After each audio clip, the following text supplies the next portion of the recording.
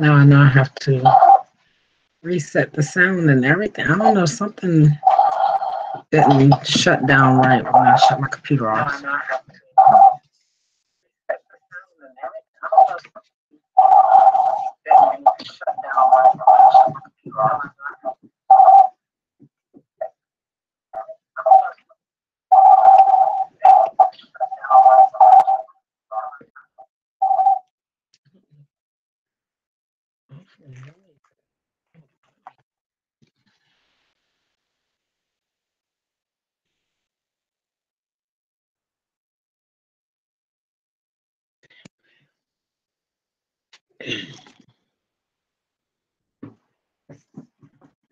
I don't really know what that is.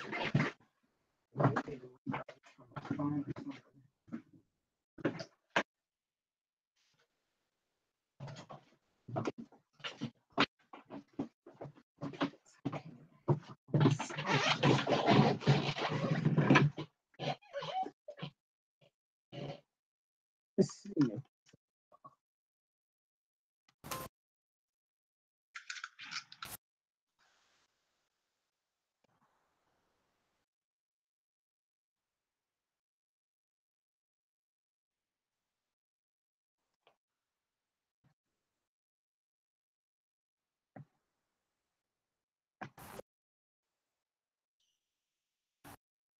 I hear myself.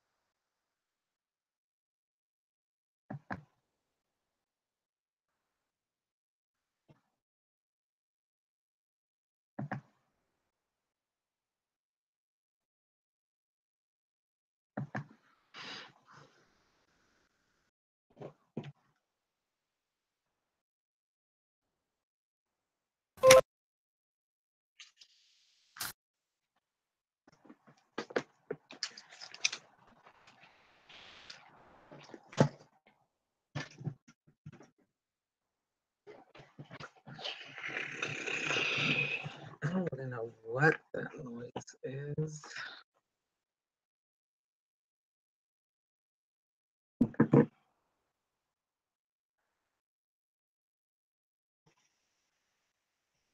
It may be.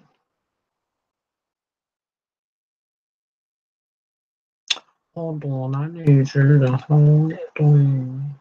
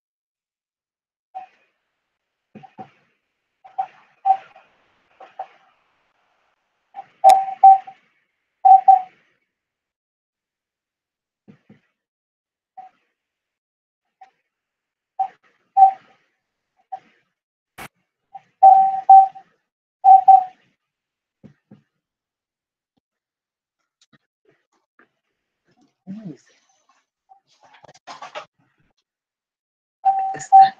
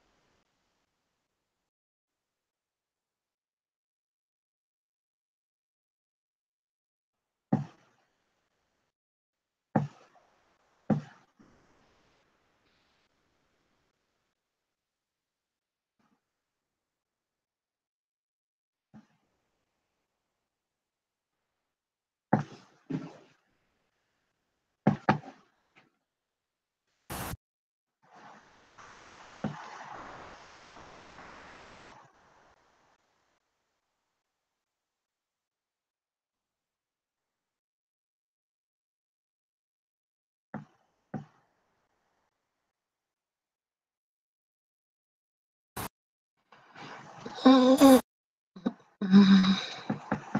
we go. Okay, people. Welcome to Fightheads MMA.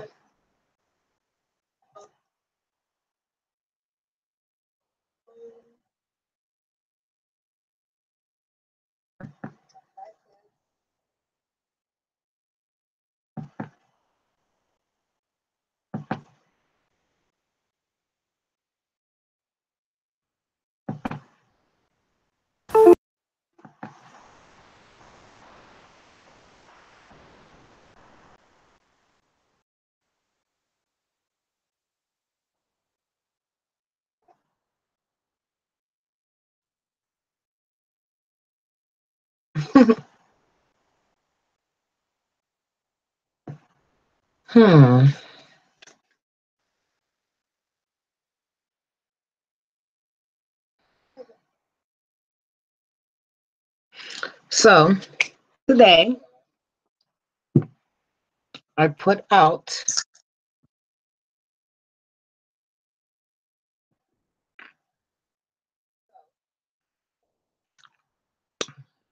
as a matter of fact,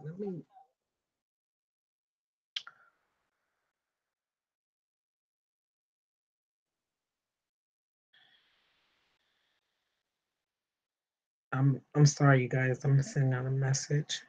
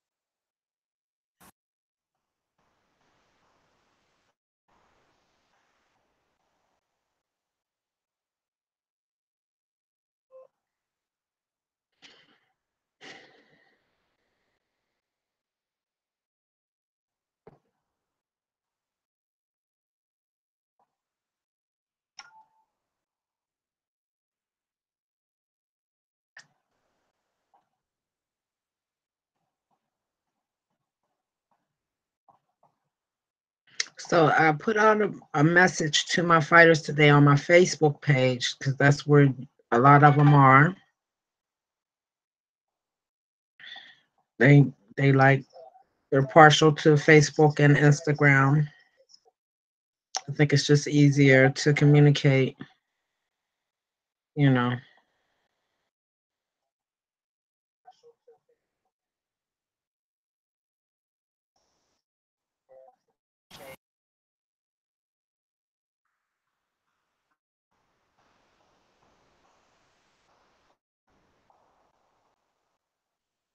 I appreciate it if you guys share and leave your comments on my YouTube page. Last night I went YouTube and Facebook Live.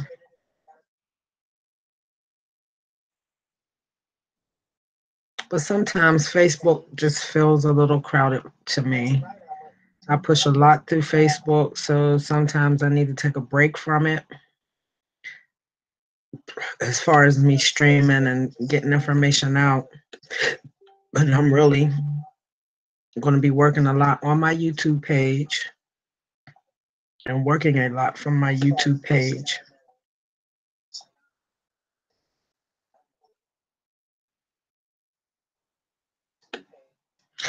I am centrally located in Virginia Beach, Virginia. That's usually where I'm operating out of. I'm located out of Chesapeake.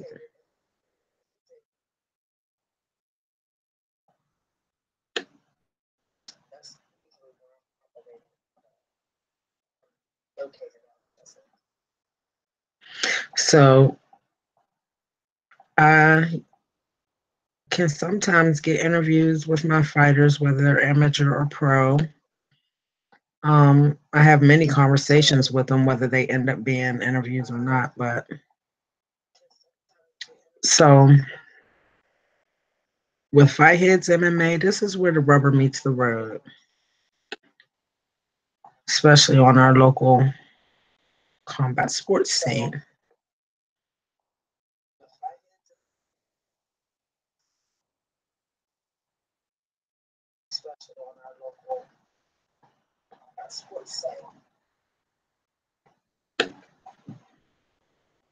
So for anybody that does show up in this live that I'm doing here on YouTube, you will be privy to the fight footage that I haven't even looked at yet, that my fighter sent me today.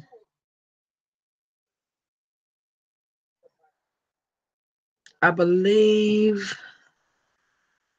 I might have one one young man that sent me footage that's going to be on the EWC card that I was talking about last night on my live from last night.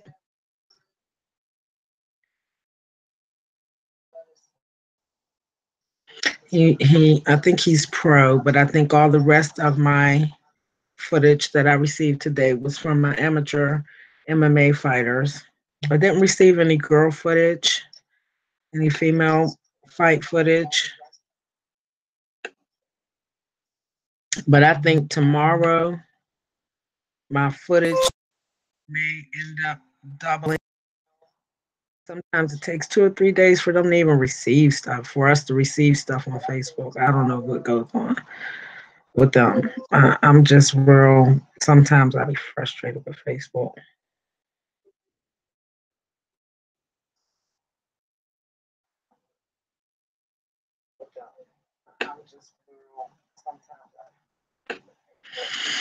On my Facebook page just a few minutes ago, before I started this live here on YouTube, I posted a new video, a new interview with my guy Reggie Easy Barnett and Chris Sella from Bare Knuckle Fighting Championship.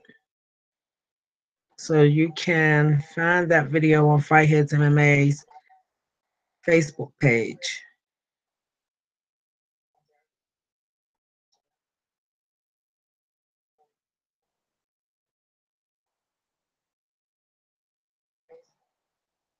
I need you guys to like, share, and subscribe on my YouTube page. I'm hoping to really build up on my YouTube page and make things as exciting for everyone as possible. Please send your comments. If there's something I haven't talked about or I'm not talking about that you think is of interest and needs to be talked about, let me know. Because I start here on the local scene where I'm at, and then I kind of work my way out, or depending on what's going on, I start way out and then work my way back in. I get information from fighters from a lot of different places all across the United States, from other countries, Nigeria. I have people everywhere watching. They watching me because they watching y'all.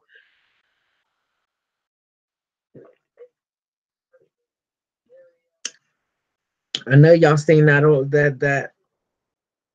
video that, or the scuttlebutt about Floyd Mayweather going to China. I think he's going to. Let me tell y'all something. He's not doing anything new.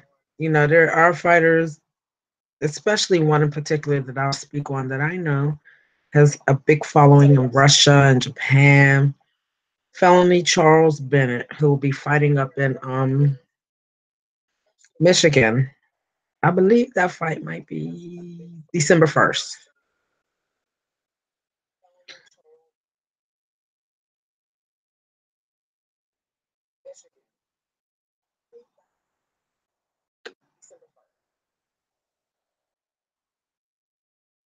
So I'm still sending this to people in Messenger. It seems like they get stuff faster when I send it via Messenger. So I'm sending this out to them so they can join us and people can see their own footage being shown to the rest of the world that's paying attention to what we doing. Combat sports is not for everybody, but those of us nutballs that do love it, we love it. We ride or die with our fighters and our kickboxers and our boxers, our Muay Thai guys and girls and our Jiu-Jitsu guys and girls. You know, so many levels to it. And I have so many questions that I need to have answered. So we're just going to spend so much time having fun with our fighters and our boxers and getting the good of the land from them. They're going to teach us every step of the way because they want us to be as astute as possible with information so that we understand what's going on.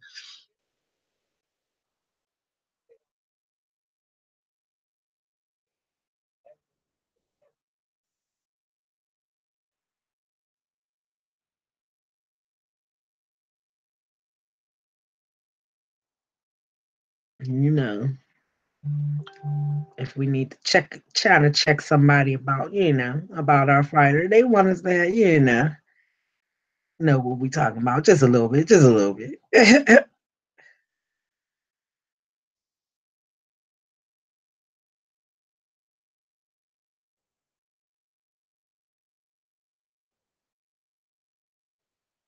So as I said before, I sent out a message to my fighters today, and I got a, a few videos, and so I figured that's what I would make Fightheads MMA's cast about tonight or stream about tonight. We're just gonna watch us some footage. Some of these guys are right here locally. As I pull them up, I will tell you which ones I know for a fact are right here. Like I could reach out and touch them tonight. If I had an emergency and I called one of them, they would come, or they would send somebody to stand in their place.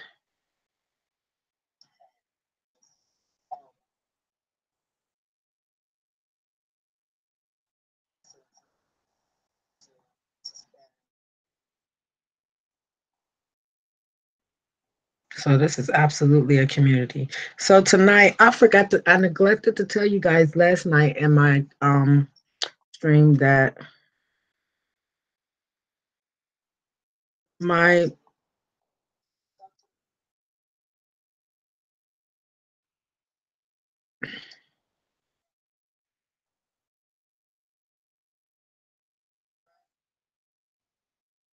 my guys at EWC Elite Warrior Challenge, they do a live stream every Monday. It's called the B&B show. It's Bruce and Brian. Um,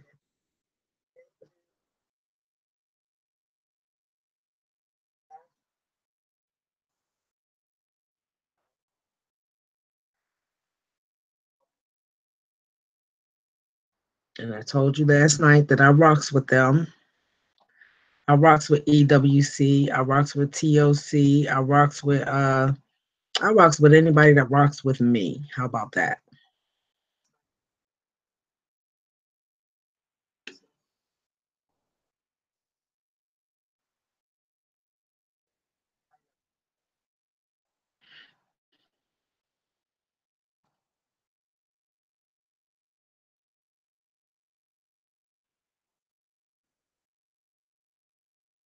So we're gonna get this popping. Yes. May, may I help you? What's the problem? Okay. Yes, I am babysitting this evening. So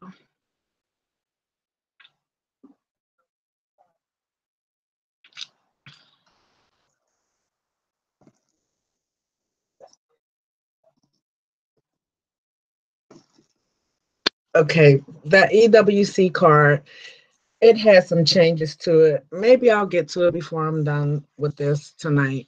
Maybe I won't. But it was some minor changes. We may have lost completely one fight. Um, we need a 135er for or 135 to 145 for Kasum Ruffin. We need a fighter for him. He's Amy. We need I think a 205er for Brian Maxwell. I'm thinking that's what he said tonight. But their 185 and their 205 division is very scarce right now at EWC. And I'm just not going. There is no excuses to be made. The 185 and the 205 is just very scarce right now. So Brian Maxwell is like holding all titles at all levels at them two weight classes. I'm saying the brothers just juggling a whole lot right now. But they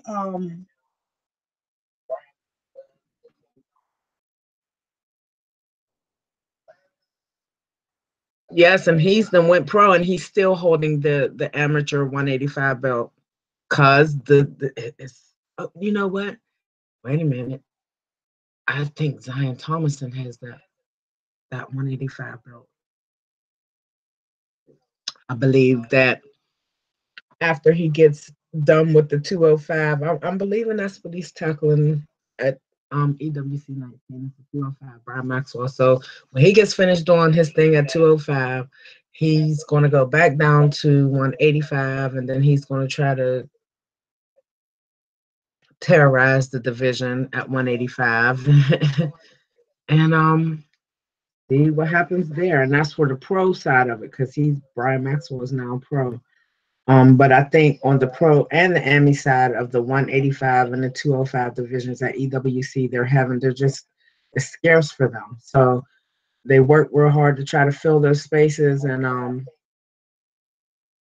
just like with all the cards for any of the promoters and managers and matchmakers, they do everything to try to make sure the card can go without a hitch. But things happen. Like I said, we had some changes to the card.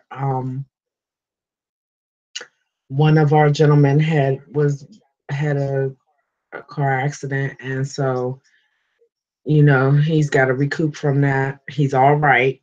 He's not having no life-threatening injuries that he's dealing with, but he got to recoup from that. We all know just a bump from the back, a tap from the back of the car, somebody tapping you from the back can cause you to have all kinds of pain in your head, neck, shoulders, and back. So I can imagine if it was worse than that he probably does have aches and pains all over his body. He's got to shake off, and the fight is in like a week and a half, 12 days, I think somebody said. Ryan Parker's. What the hell? Just gotta finish watching that. But there was some changes, some minor changes to the card.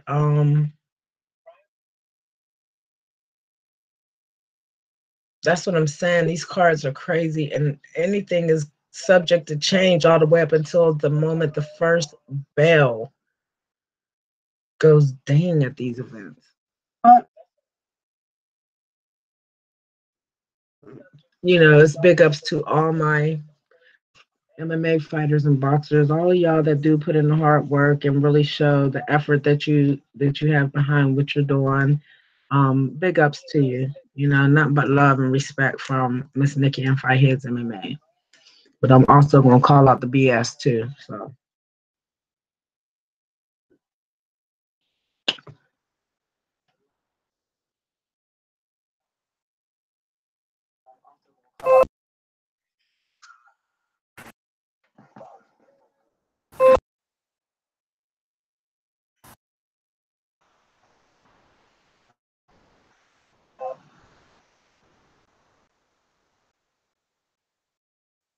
that's what I'm talking about, y'all. That's what we're supposed to do. We're supposed to get up with each other and subscribe to each other's channels. And if I haven't subscribed to something that you're doing, please send me a message somewhere so I can get on top of that. Y'all know I see a lot of stuff in a day. But I'm ready to get to this footage because I'm excited to see what my fight is.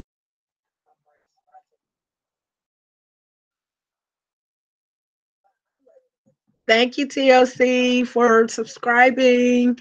I hope I'm subscribed to you guys' page. Okay, you. Oh, damn. Oh, here we go. Let's go to the comment section here. Let's see what they got.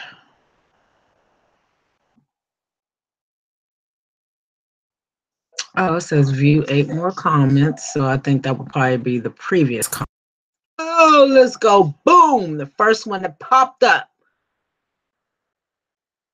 I know who'll be listening just by sometimes the response that I get. And I appreciate that, you guys. I really, really appreciate that. So how about this? This is a rally. He just unified the interim and the championship belt at Spartacus Fight League at 145. Now I'm going to just say this. I just told y'all that it calls out the bullshit. So right around last year when I came into all of this, started doing Fight Heads MMA and start, trying to get out here and learn our MMA community and our fighters and all of that. I got a lot of information in very quickly and got to see stuff and see how they was functioning. And so what I noticed was that at that 145 division, it's a lot of jaw jacking. It's a lot of jaw jacking, especially at Spartacus Fight League.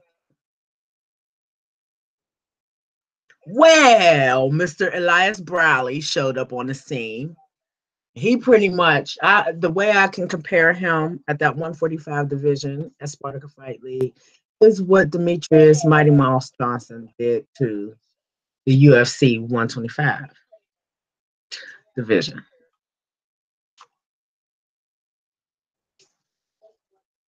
So this is what Elias, he's from Team Loco, as you can see up there. As you can see right there, you see that Elias Browley, Team Loco. This kid puts on, you can find him on YouTube. So I'm going to press the play button. We're going to see what is going on here.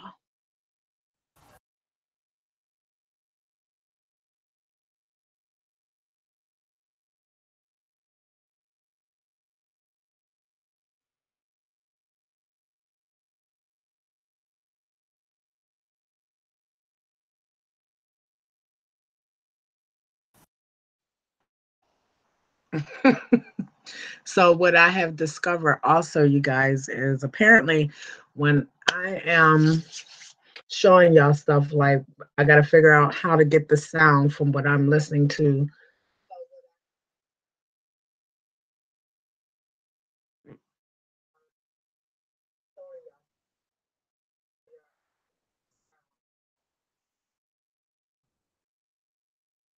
For y'all to be able to hear what I'm hearing. So I'm going to give it to y'all one more again. This is what Elias sent me. And he's got a lot of great footage. Like I said, you can go find him on Spartacus Fight League's YouTube. I'm showing them more love than they ever showed me, period. So you can go find Elias on Spartacus Fight League's page on YouTube. He has some great footage. They absolutely have some great talent at Spartica Fight League, and I'm gonna just leave it right there.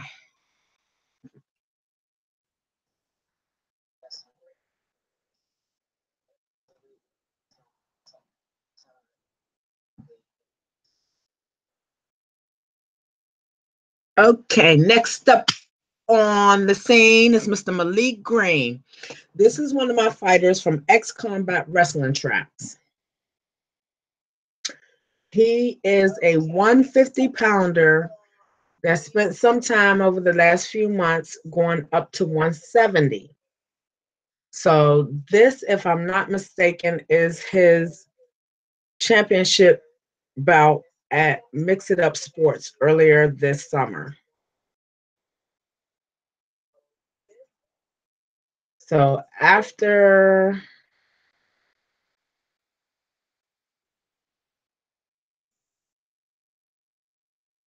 he got this belt, I believe in this belt, he went back a few months later and he defended it. He only had they have a what I consider to be quite interesting tier of championship belts at Mix It Up Sports. We'll have to talk about that more a little bit later. And I need to get a representative or somebody, the matchmaker, or somebody from Mix It Up Sports to talk to me so they can explain to me or explain to us how that tier works with their championships belts over there. But the 170 belt had 3 levels of belts, and Malik has that first level. So the first belt, you fight for it, you win it, and then you only have to defend it once, and then the belt becomes yours, and then so on and so on, going on up here. To the second tier, you have to win that belt and then defend it maybe 3 times,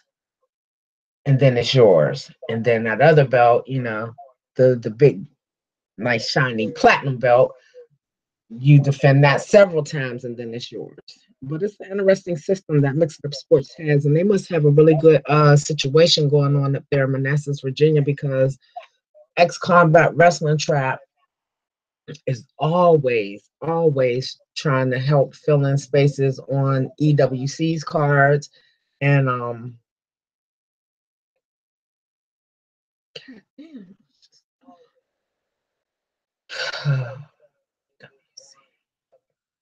And Mix It Up Sports. They used to be big participators on Spartica Fight League, but they are no longer as participative with Spartica at this moment. I don't know if it's just because that, how the opponent type thing works, if they can't really find a good opponent to fight on Sparta. I don't know. I know that they're one of my premier teams. They are the premier team down here, and they have the biggest team as far as count, as far as team members. I think they have one of the most experienced teams also, as far as team level activity goes.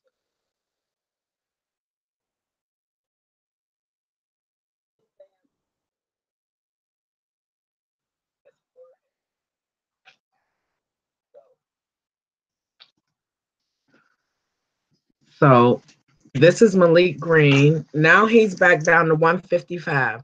I believe he will be one of the participants that's going to be on this EWC 19 card. And he will be going back down to 155. I believe this might be a title fight for him at Elite Warrior Challenge 19 on November 17th. So let's go and see what this young man has for us. I may take and speed it up a little bit.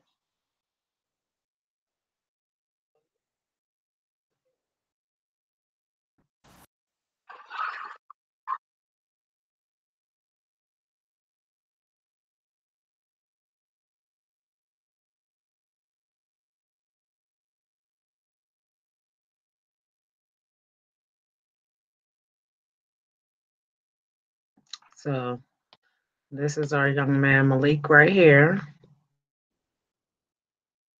I believe that's Malik in the white short, I think.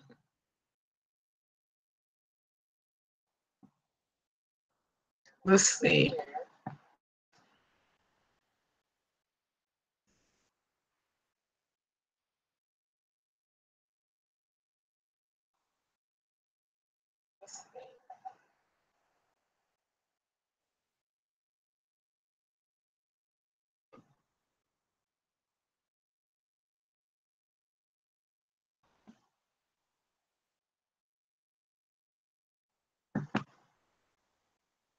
There we go. Boom. Got it for y'all.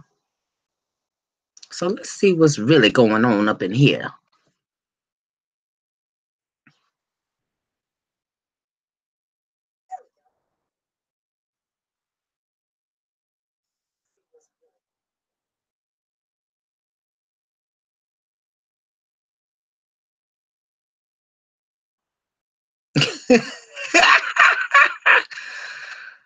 Oh, sorry. Look, watch this. This is just going to be amazing.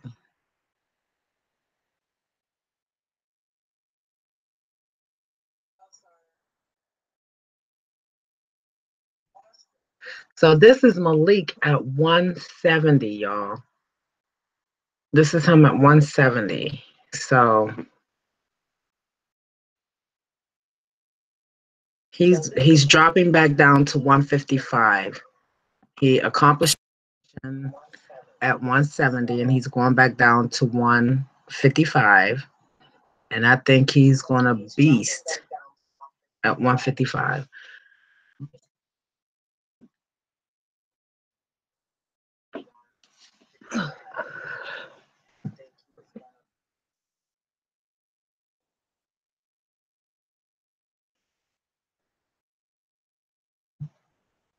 Okay, next up on the panel is Quentin Alexander Gray. I'm showing y'all the videos in the order of which they came in to me. I put the post out.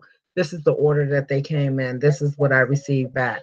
So what's going to happen is the fighters that get shown tonight are going to let the rest of the fighters know that they got showed tonight, and then the rest of them is going to fall in line tomorrow.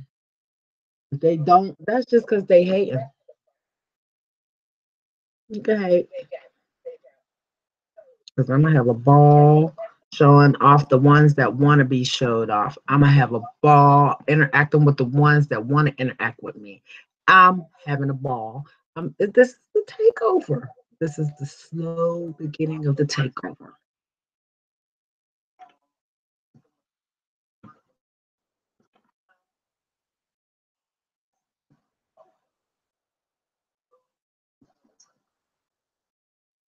All right, so we got Quentin Alexander Gray.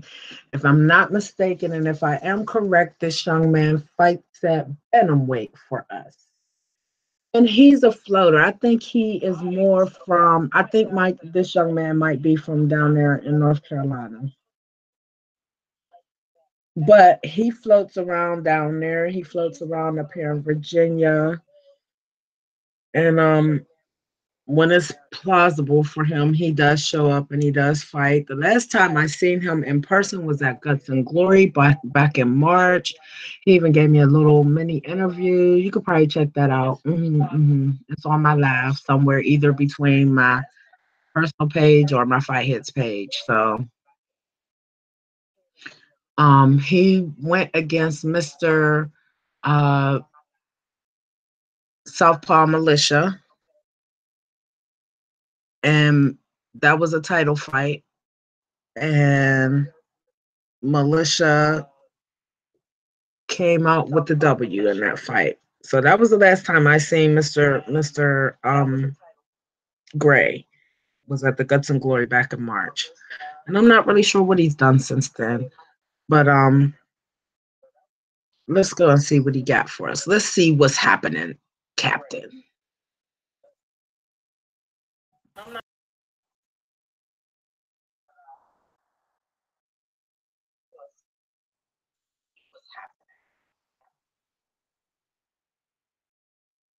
It looked like it is a 46-second clip. So I'm going to start it back at the beginning for you guys.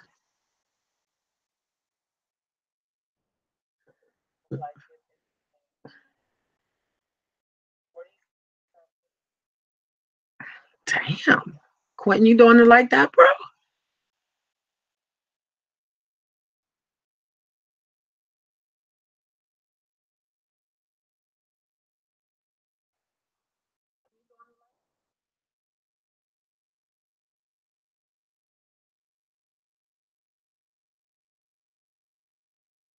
Damn.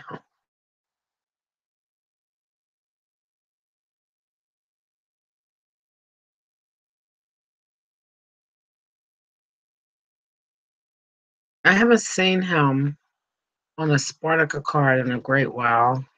Damn, he was throwing paws with a bunch of my local fighters. That's Ahmad Hicks right there. I gotta watch that again. Let's watch that again, y'all. We gotta watch that again. I need to see that one more time.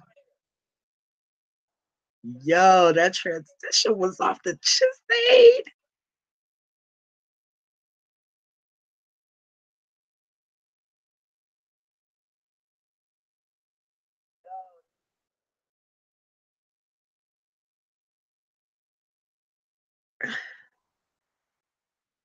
He must fight it. This must have been at 170. Because I know my Hicks, maybe he is a 155 or a 145. Yeah, 145.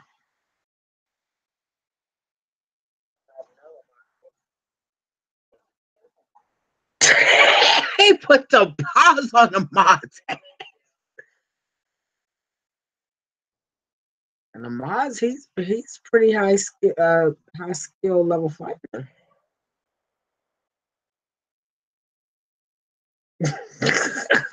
I'm sorry, y'all. I told y'all last night. I'd be. So with that being said, another one of my amateur MMA fighters, Quentin Alexander Gray. You can probably find some. You can find some of his footage on Spartacus Fight League's YouTube page.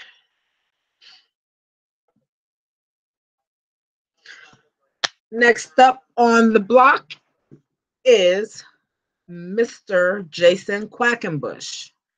Now, I don't think I've met Mr. Quackenbush. I may be mistaken because I meet so many of them. Oh, I don't think I've met him. I just don't think I have. But this appears to be a street beef. If y'all know, I rock with street beefs too. I think I said that yesterday. I rock with street beefs. If I didn't say that, let me tell y'all again, I rock with street beefs. You can check them out on YouTube too. Yeah, they're a backyard fighting organization that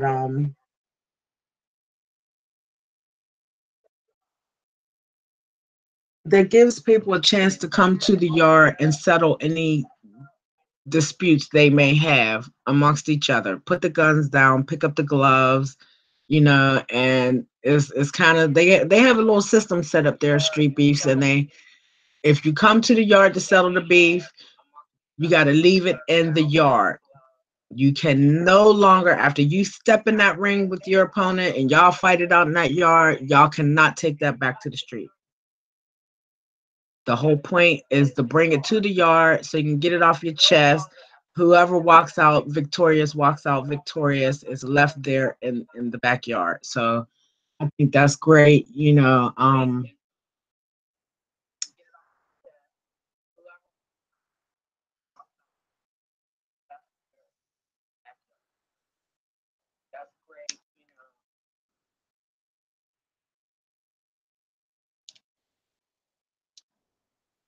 I know a lot of people may not agree with that, but at least it is giving people. And you know what? I hear a lot of the competitors that come up on the street beefs. They let it be known that they appreciate having that opportunity to come up there and settle something that might not have been as serious as it could have ended up being. You know what I mean? A lot of the guys become friends after they fight their little battles out, and they start supporting each other, and then sometimes people continue to still be enemies and fell out. But as long as they don't try to take that shit back to the streets, once they take it to the yard, street beefs is cool with that. They have their own set of what's going on with backyard fighting. But I have not seen this video of Mr. Jason Quackenbush, but his name falls off the tongues of many fighters from our community of MMA. So he must be. I haven't heard anything negative about the young man. So I would say that he probably has a pretty good standing within in the fight community here, boxing or MMA. You know, they know him. So whatever he been doing, he been putting on with it. So let's check him out, Mr. Jason Quackenbush.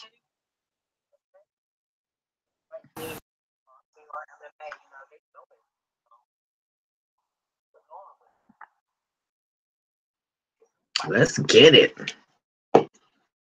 Oh, I gotta push it. Let me take it back all the way back. Way back. Boom. Let's see. Damn, Jason. Damn. What you doing right now, bro? I'm gonna need you to let my neck go. Can I get my neck back? I'm gonna eat lunch, bro.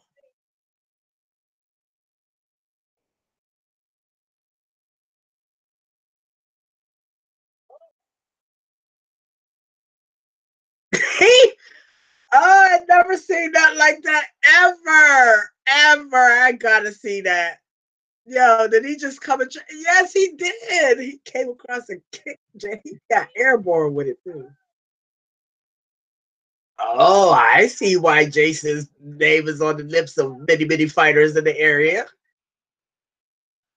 Look at this, bro. He getting it in like it ain't nobody's business. I dare you to say something.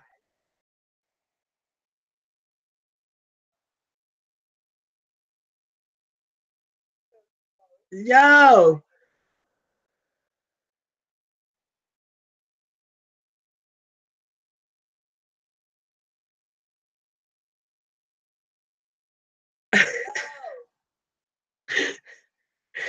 Jason, come ready. What's up, Jason?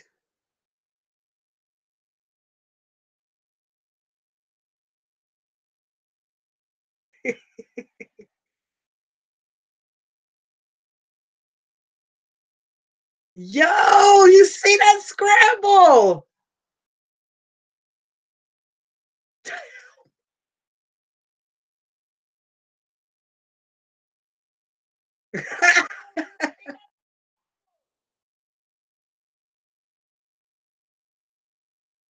Yo, he like, I got your lunch money, bro. I got it. Hold on. What you doing, Jason? Let me get up, bro. Okay, so this is oh.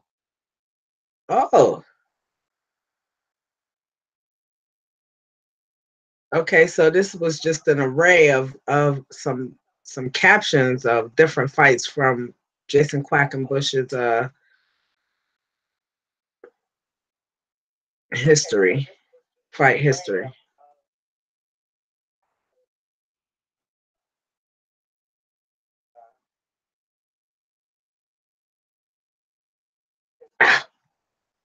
Damn, Jason, you like breaking ribs and everything. He takes no fucking prisoners, yo.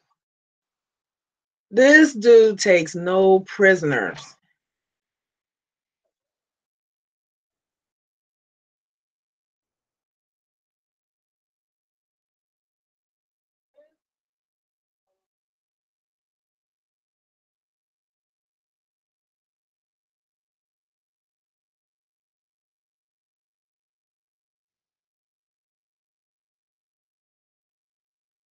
Oh my God, he just smothered the dude and then turned him over from bottom. Bro.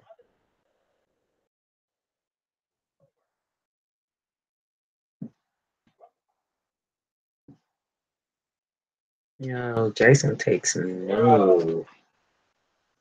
Yes, I am.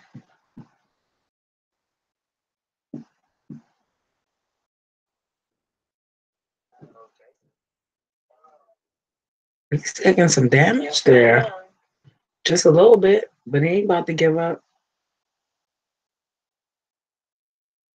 He's, oh, you want to go to the ground? I got you, brother. I got you covered.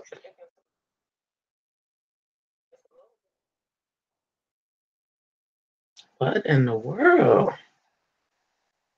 Jason comes with bad intentions.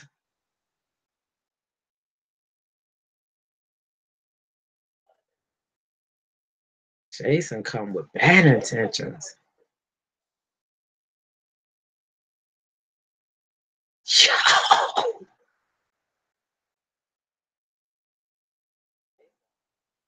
Damn. Oh my God, Jason, is that what we do right now?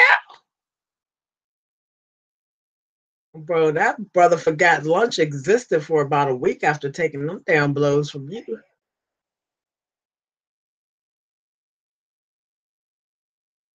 Damn.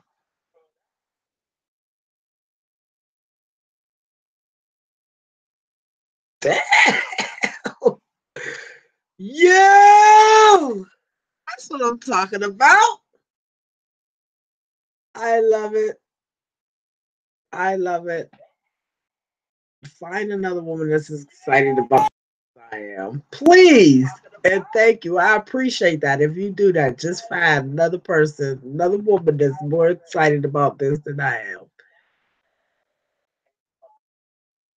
I sure am. They need to stop playing with me. All right, let me see if I can get back to where we was at. Okay, so let me see. Did Jason send us some more footage or well, we gonna be Robbie Ring. Oh boy, y'all. Robbie Ring. Robbie Ring. That's the young man I was talking about from last night, Titans of the Cage. Tech team Southwest Martial Arts, I believe that is. Um, his family are the owners of Titans of the Cage, or the promoters of Titans of the Cage. His mom, Miss Kim Ring, and his father, Sir Greg Ring. They're a wonderful family. His mother, Miss Ring, Kim, she's the what? I think she does a big part of the matchmaking. She's the face of Titans of the Cage at this point. And you know, she's a promoter that either the fighters like her or they don't. She just doesn't take any crap from them.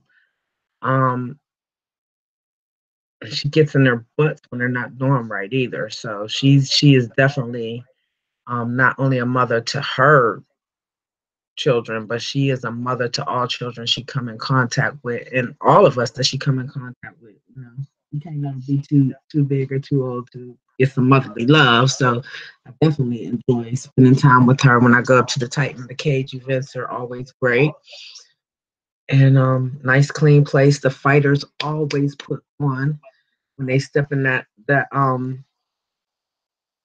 the octagon at Titans of the Cage. This last card, 25, was off the chain as it always is. Some people walked out of there with belts and news, and some people was and steals. So it was a great event. I can't wait for the footage to come out. So as soon as they put it out, we're gonna go back and revisit, and we're gonna talk about them fights. As soon as Miss Ring put them out, we're gonna go up there and look at them and talk about them and watch them together, see what happens. Let's see what Mr. Ring got for us. Robbie Razor Ring. Yes, this is the young man that um had his debut on Titans of the Cage 25. Um he debuted against our guy Joshua the Great Dane Cook, which has a fight, an ensuing fight coming up. I think he may fight December 1st. I don't think Josh is on this. I'm not sure, but I don't think he's. Yeah, I think he is on this November 17th fight. He might be on this card for November 17th. Um,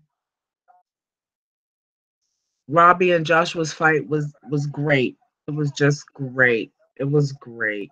So let's see what Robbie sent us today. Thank you, Robbie. Thank you, Ring Combat Sports. Thank you, guys. Let's check it out, you guys.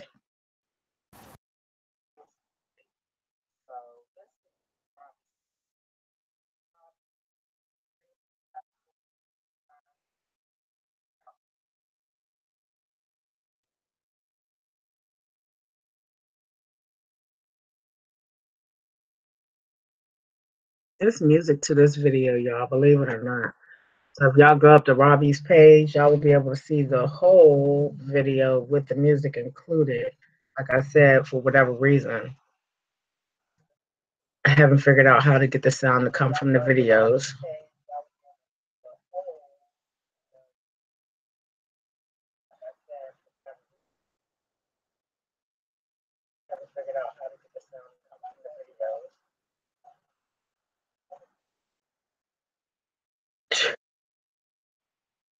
Robbie takes no prisoners either. Damn, Robbie, you doing it like that? I want to need you to give people a break. Just a little bit of a break. Just a little break. Just a little break.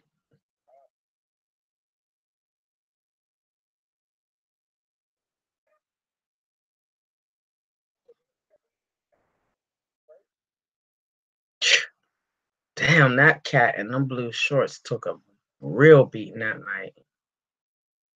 I'm not really sure who that was, and no disrespect, but damn.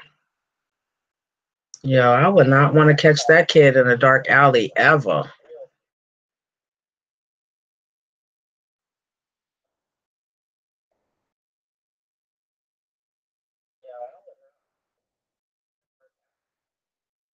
Oh, he's just nasty with it. Oh, y'all know the older he get, the better he gonna get. He's gonna be something to contend with. He's gonna be fucking fierce in the stand-up game and in the grab. Oh my god, y'all! Oh man, y'all better catch him now while he young and he's still freaking learning. He's been in this game for a minute, but y'all better catch him now. Because if you don't, I feel bad for you. Don't even come at him 2 years from now because he's just gonna be. Ugh.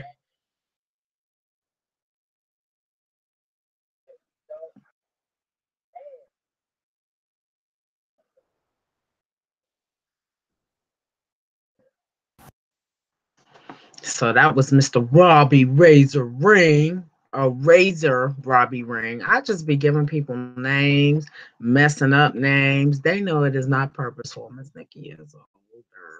I'm sorry.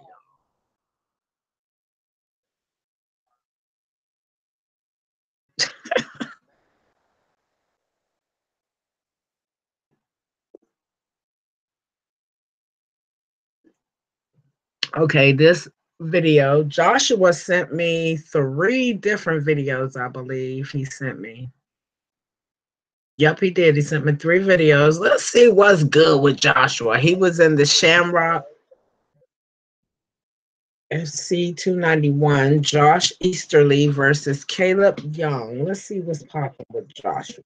I have no idea what's going on with Mr. Joshua Easterly. I don't think I've ever met him. Homosexual YouTuber continues. Tommy Sotomayor is crazy.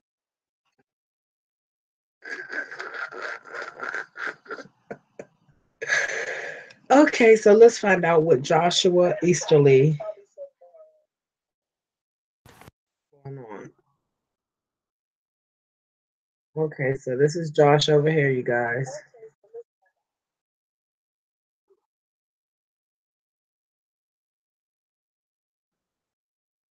All right, we're gonna go on through these walkouts and everything.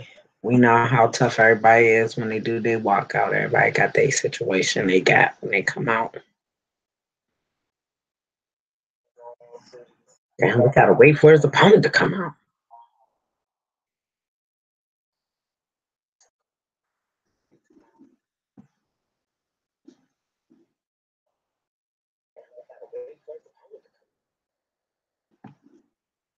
Okay, you guys.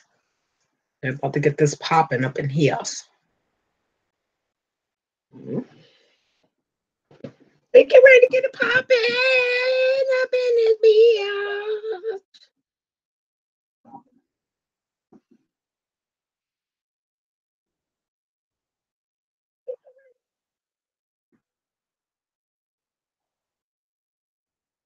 Josh look like he's a little bit tall.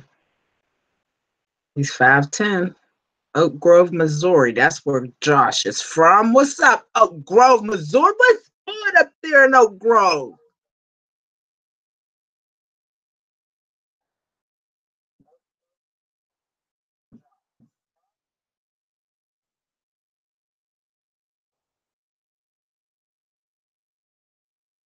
Okay, people, let's see what they setting off up in here.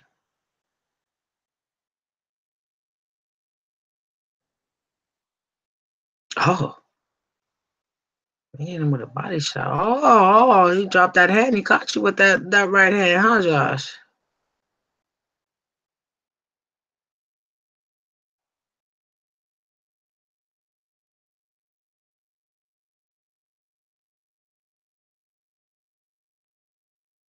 Mm, mm.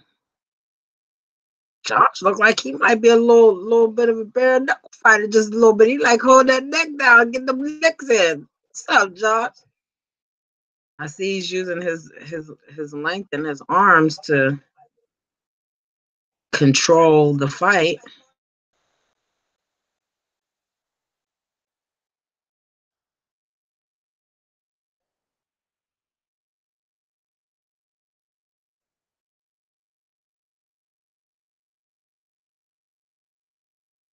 Ooh, damn. Oh, you giving something? Oh, you got to take some. He said, I'm good. Oh, boy said I'm good. I got to go back, y'all. Y'all know I got to go back. Stop playing with me.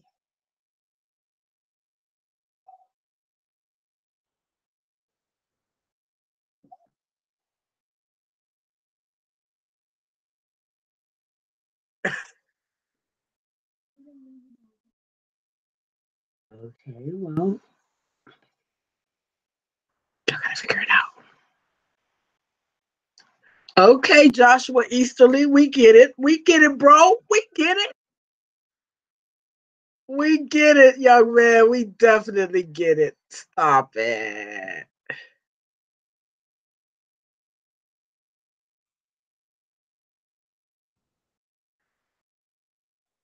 It looked like Caleb got it too. Okay, this is going to be Derek Easterly versus, I called him Derek. Joshua Easterly versus Derek McMillan. This is 8/4/2017. So this is August 4th of 2017. So this is just a little over a year ago. Let's see what he got. Let's see what Josh got for us.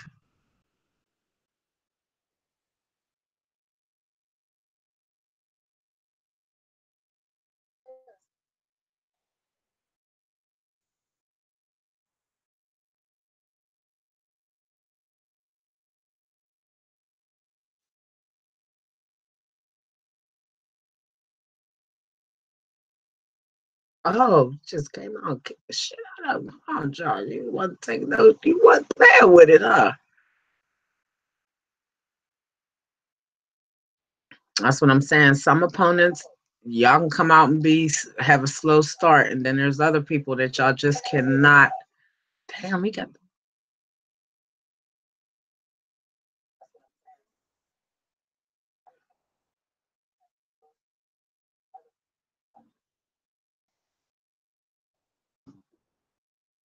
Yeah, y'all got to be ready to do it off the cuff with some fighter. So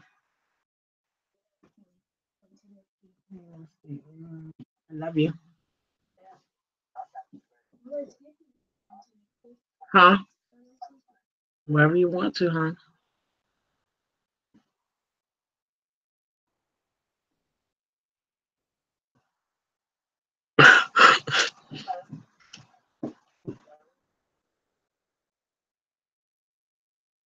That's what I'm talking about. Let's get it, Josh. Let's get it, Josh Easterly from Oak Grove, Missouri. What's up?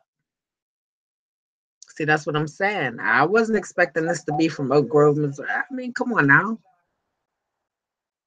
When you showing love, they show love back.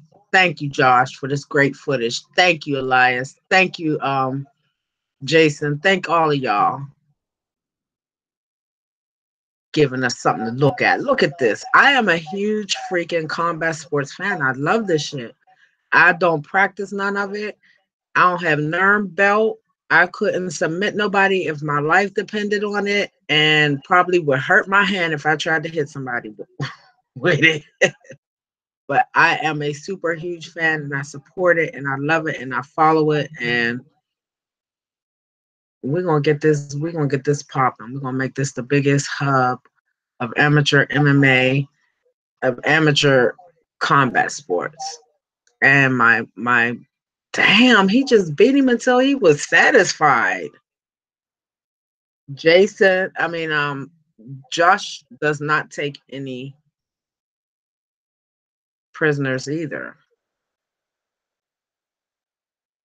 I know, bro. I feel you. He beat you till he was satisfied.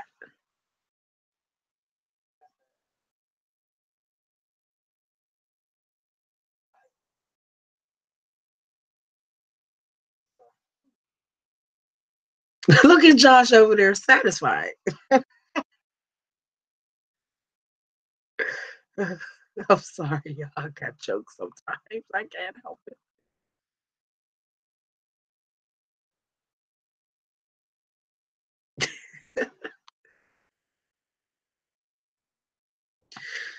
Okay, so we're gonna see what the next video is. Who we got another one from Josh? Do we have another one from Josh? Is Josh gonna treat us to another spectacular win? Okay, we got Shamrock 302, Patrick Pace versus Josh Easterly. Let's see what Josh got going on up in here. Is he gonna be as successful in this video as he was in the first two? Let's check it out.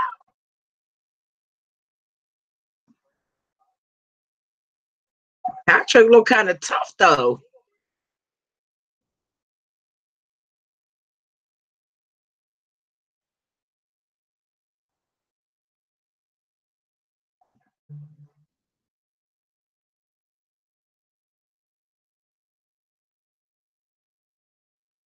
Here we go, Joshua right here. I like that blue hair, Josh. I don't know who cut your mohawk, but that's nice, dude. I like it. All right, y'all know what we got to do. We got to fast forward this. Boom. Get through the walkout. Oh, look at Tuffy. Oh, Mr. Pace look real damn tough. Look at that face. Look at that face, yo. Yeah, this cat look like he ain't playing with it. But we already know what this cat do. So we gonna see who comes out victorious. What's the deal? I guess we supposed to assume Josh is going to be victorious because this is video and he sent it. But there are a lot of y'all that are humble in defeat too. So we're gonna have to watch this unfold.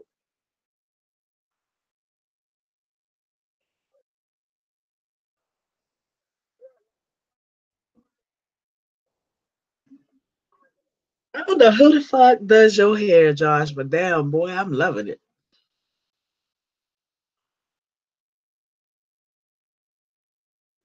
Patrick looked like he plot Pine Bluff, Arizona. I don't think I even knew that place existed till just this moment when I read it on the bottom of this screen.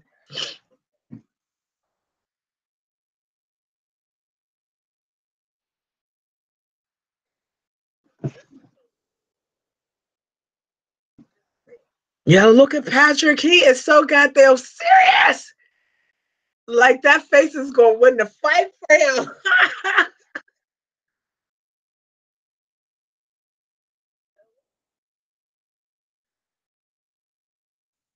Oh, he looked like he might have stunned Patrick right there first time he touched him. Oh, oh, what I tell y'all?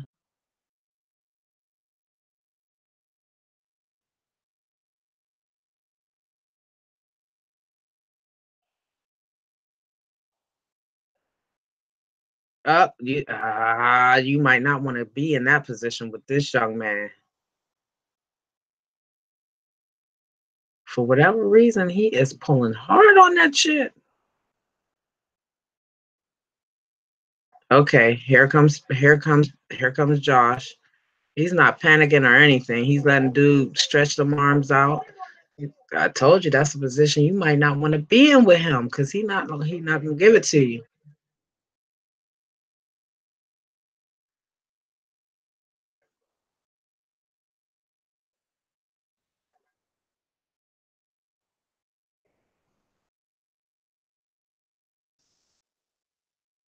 Yeah, I was going to say I'm not sure if it's just because he's got his Josh has his chin in Patrick's elbow space. There you go.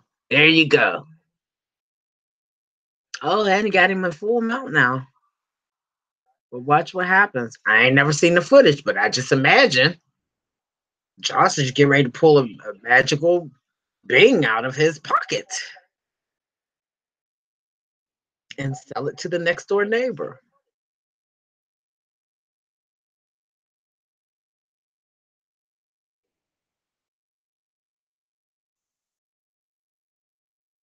There we go.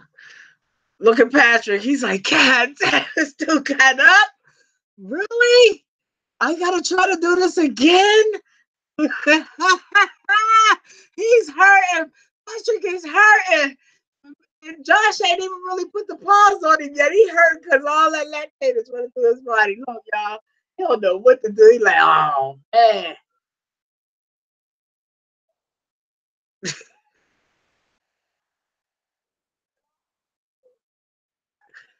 He's still trying it, though. He's still trying it. Short time, guys. Short time. All right. Them little pecs to those ribs are going to count in the second round. Y'all already know that Patrick is hurting. He already hurting. His arms and shit is stinging. You already know that. He done winced up. He done showed y'all what was good.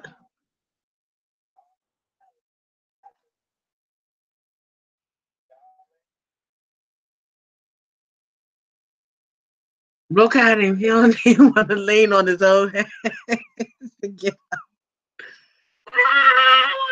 We're going to have to be giving shots out to the ring girls, too. The ring girls be putting in. They be putting in. Thank you, girls.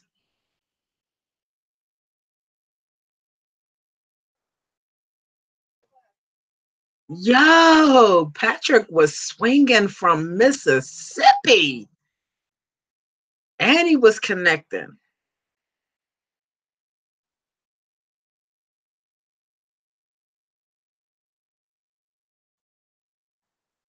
Now look at the difference between the breathing between the two competitors.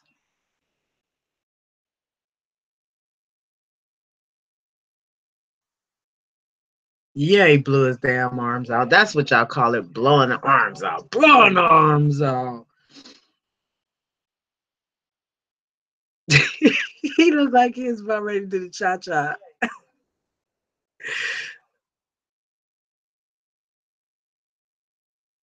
He tried it. He tried it. He tried it.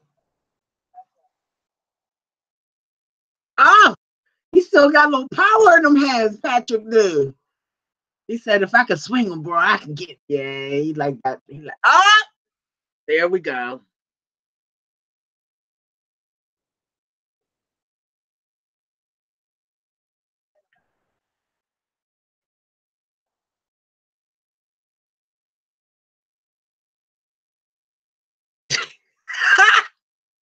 Yo. He said, I don't even want your neck, bro. I'm going to just beat on you. I owe you something. Let me get that. I never fought. Oh, I'm sorry, Quentin. Quentin talk about, I ain't never fought guys. Well, you be all right, baby. I can't really read y'all's comments.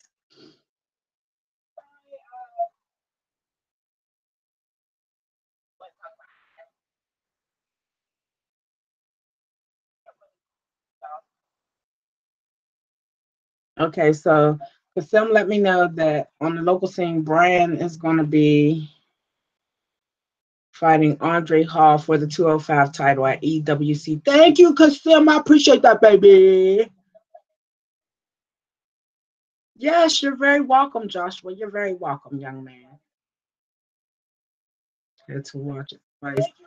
Thanks for the love. Are you welcome, baby? You know what's good. Y'all know I love to see y'all get it in. We're going to get this in. The more, every time y'all send me footage, we're going to put it out there like that. We're going to let them see it. And I don't expect to always get winning footage from y'all. I know y'all, or some of y'all, like I said before, are humble in defeat. And you know, y'all know y'all can't enjoy your wins without a loss.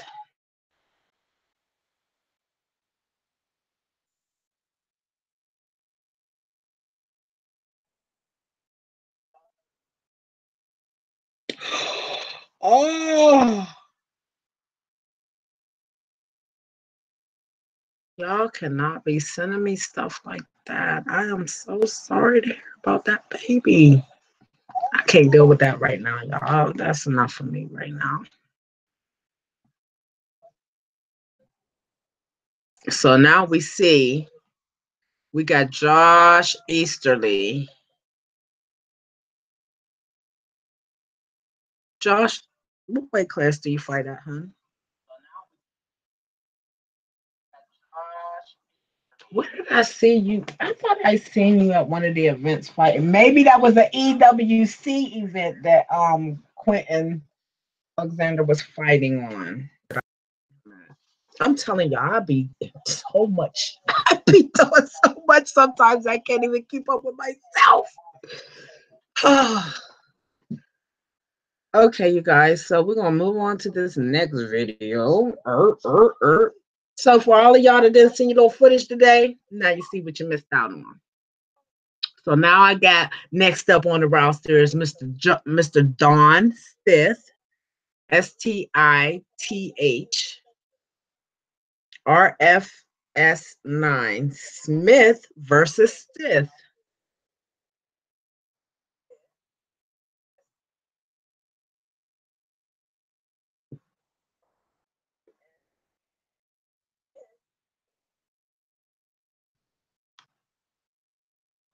Okay, people.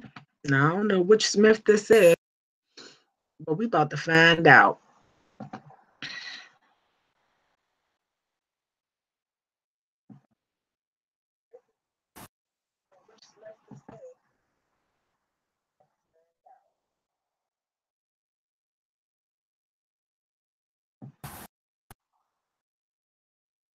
Revolution Fight Series. Okay.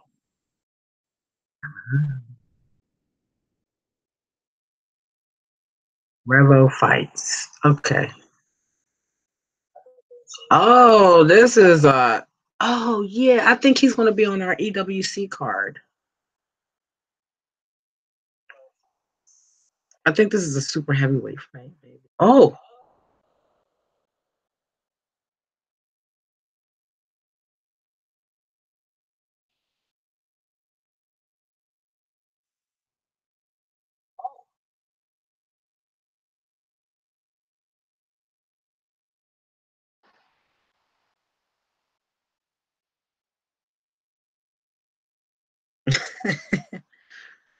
I'm not even laughing at that at the fight. I'm laughing at a notification that popped up.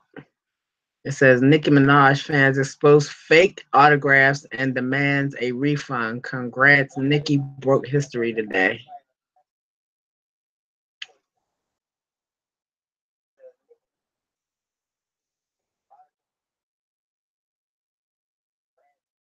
What a way to come out the back door, Dawn.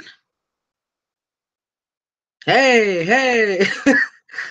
Yeah, it ain't as easy as the little guys make it look, huh? Trying to take it back.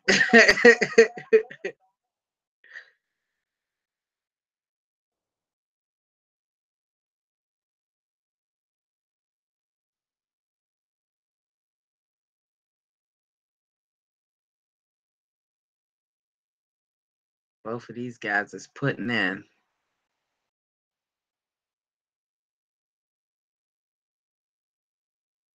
That is always the scare. I think out of anything y'all do to each other, I think the chokes are the scariest to me. Watching, being a fan, the chokes are the scariest to me.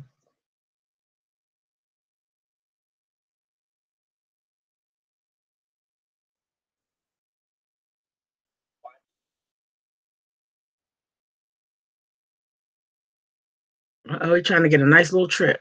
Oh, almost. Almost, Tom. You gonna keep working that high crotch single, huh, baby? Come on, come on. Get that high crotch. Let me get it. Let me get that. Uh-oh. Uh-oh.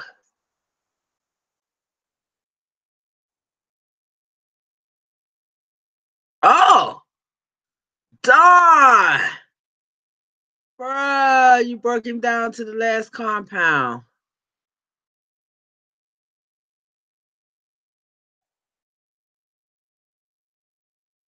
Revolution Fights. I'm gonna have to go to their page and check them out. Okay, so Joshua Easterly sent me is in our comment section, and he says he mainly fights at 155.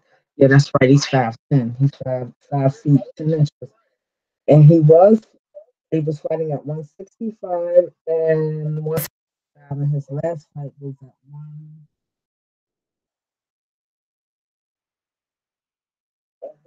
He must have been fighting 65 and 65 at then went pro, and his last fight was at his debut pro fight was at 25. Wow. Well, at least you stayed in that range. You know what I'm saying? That's what's up.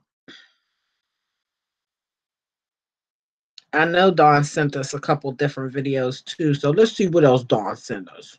Ooh, Don Stetz wins the Modern Gladiators heavyweight title. Let's see how he got that title, y'all. Let's see how he got it. Let's get it.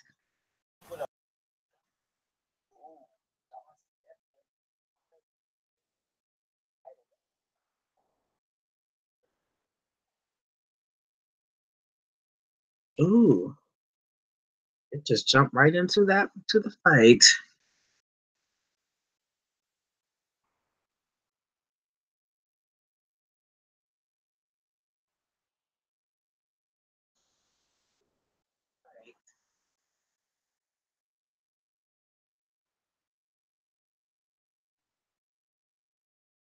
So I have a question for you guys. I mean, I know some people felt a certain kind of way about how that fight went down between DC and Derek Lewis.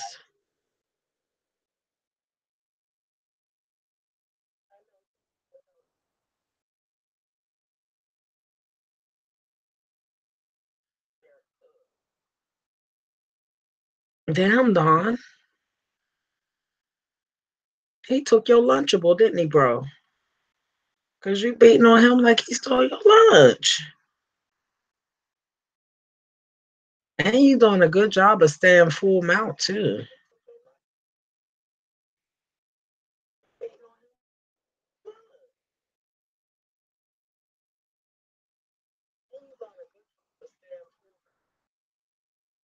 But he was doing a good job of kind of protecting himself from your punches and stuff. But after a few sets, I mean, that's a tough job.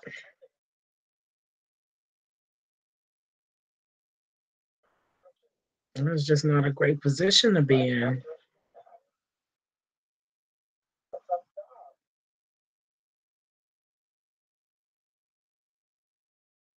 And I guess for it to be a title fight, the ref got to give y'all every chance you can to, defend and try to make a comeback. Oh, he must have lost his mouthpiece.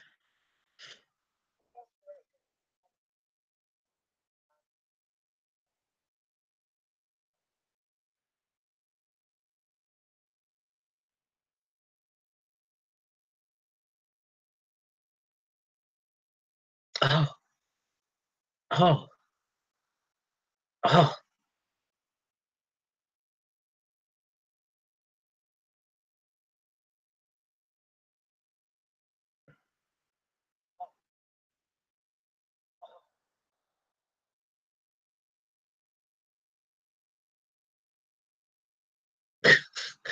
Dog, it is taking you a good while to get him out of there, huh?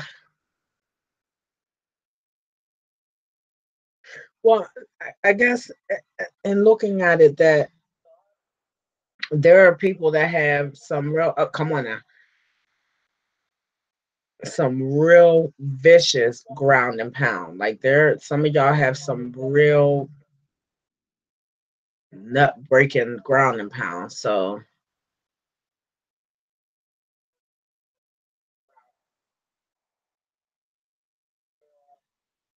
And also, a heavyweight, you guys are just naturally, carrying around more weight than our smaller guys. So y'all probably don't have to, in a position like that, y'all don't have to really put all into your punches because you're already full mount and you're just trying to really get him out of there, but you ain't trying to take his head off. But you sure keep knocking that damn mouthpiece out though.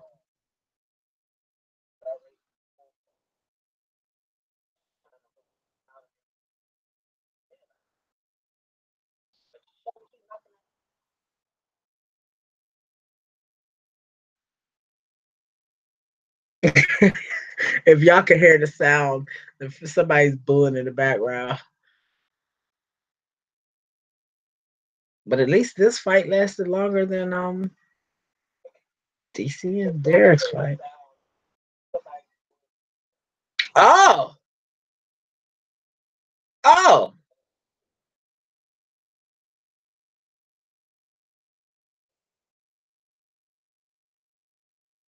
Or at least it seemed like it did.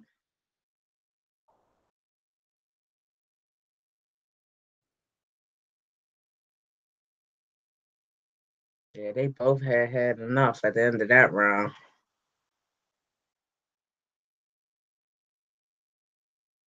Front kick, really, bro?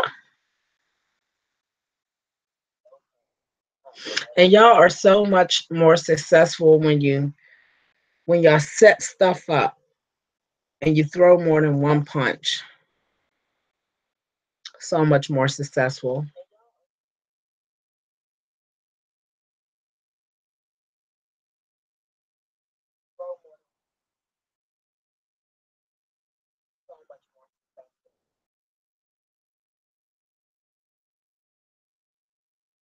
Damn, he up jacking them down punches in the Don's ribs, but Don he's hanging in there. He's a trooper. What do you got? That high crotch single again? Yee, I knew John. Oh, come on, Don. You're breaking my heart. Oh, did he kick you in the groin? He said, I'm gonna make like I'm trying to get the double.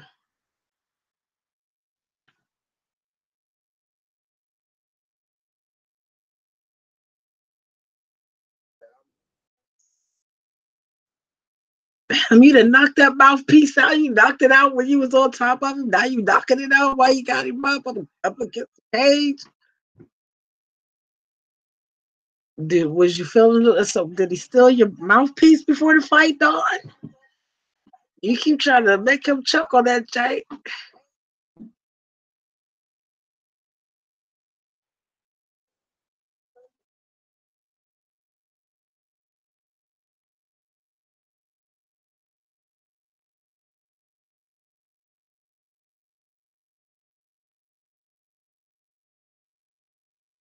The fact that these two guys are still gone as tough as they are is just a testament to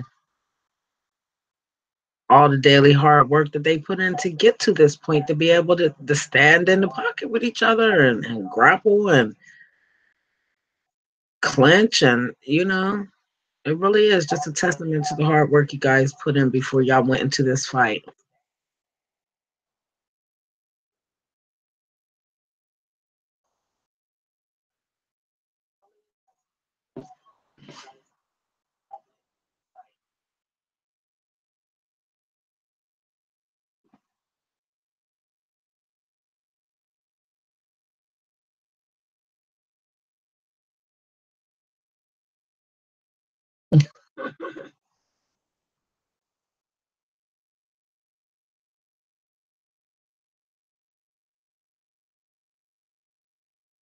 Yaga, yeah. I don't know what that is. I'm gonna have to find out from Kasum what that yaga is.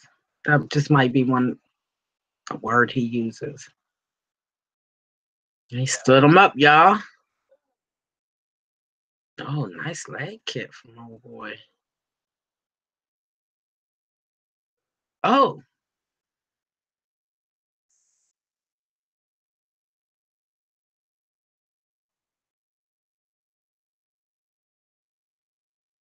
Oh boy was giving knees like they was free.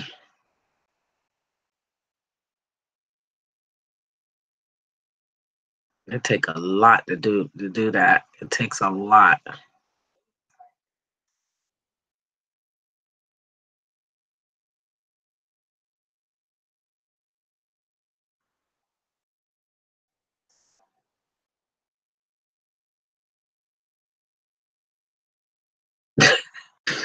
I do not like to hear the fans booing when you guys.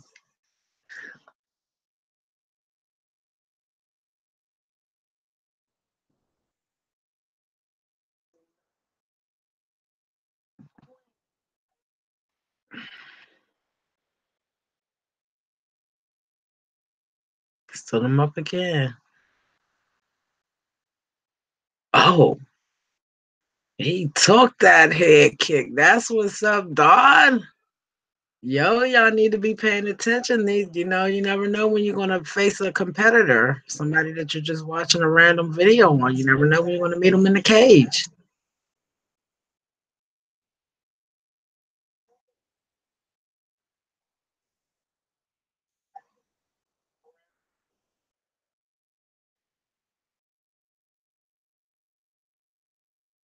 What the fuck was that at Guts and Glory?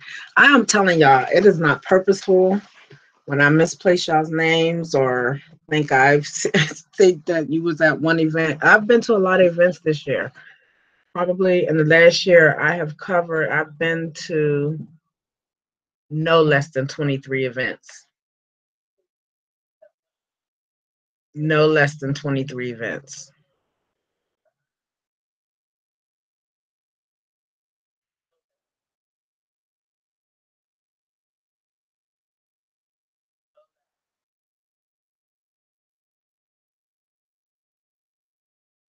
Most of y'all don't fight that much in a year.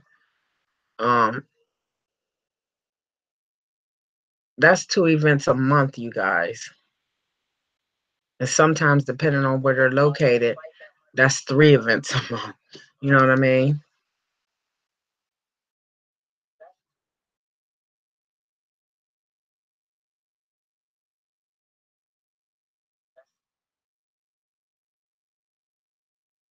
And that's boxing and MMA.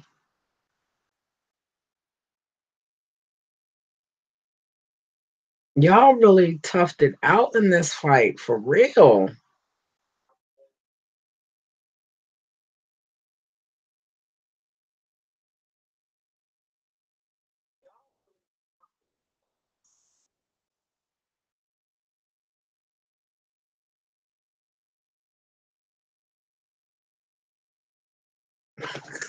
The audience, the fans are going nuts in there.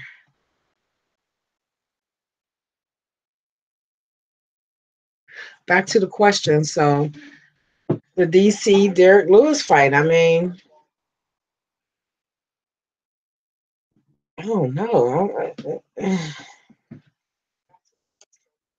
I mean, Derek said they already knew that's what he was going to do. So, and he didn't make no excuses for taking the fight, on short notice. Derek did not make any excuses after that fight. But was y'all at all surprised at Derek being able to get up from underneath DC? That was the one part I was happy about. I knew that he would be capable of doing that. But you working with somebody as crafty as DC,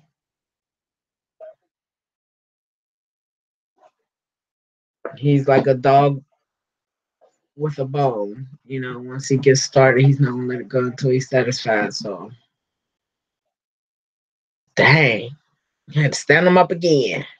Y'all absolutely was grinding it out in this fight. Neither one of y'all was had any give.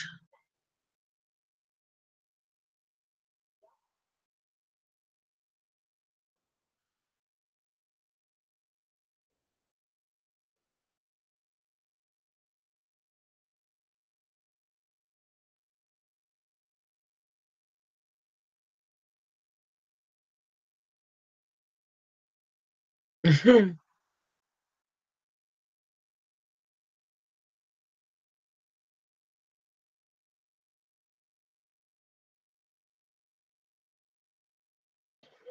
that's what I'm saying for all the boos that be coming from the audience. Look, I don't be seeing nobody volunteering to take nobody's place in the octagon. I don't see nobody running up to the side of the cage. Oh, bro, let me take your place and tag me in. Nobody. I never see nobody running up.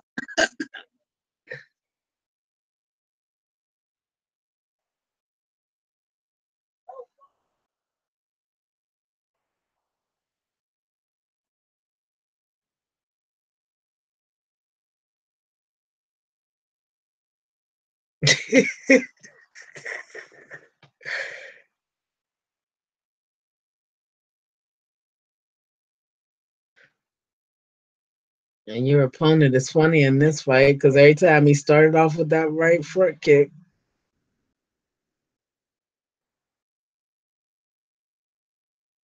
Y'all really grinded this one out.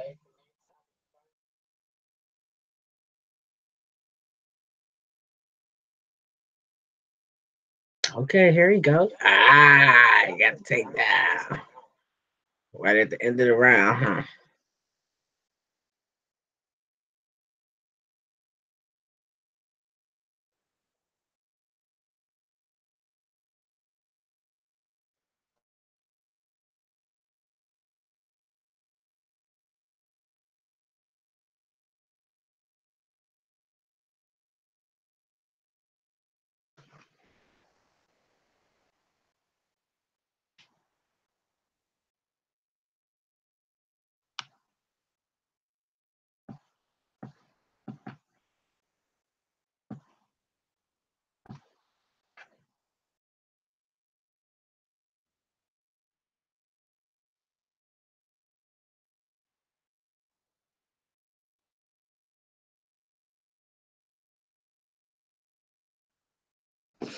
Boom.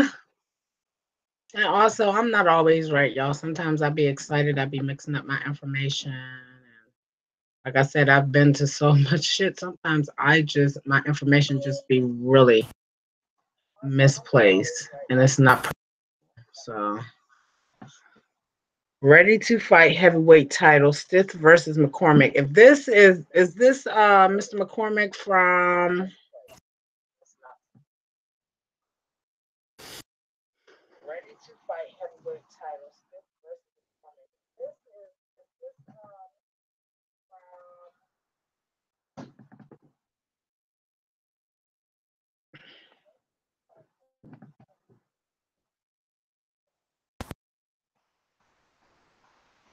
Boom, boom, boom, boom, boom.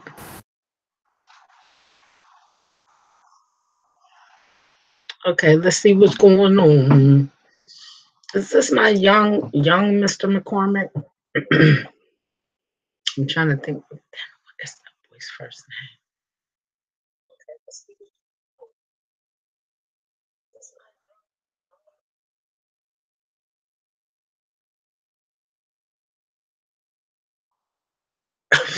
That was very quick. I didn't expect that.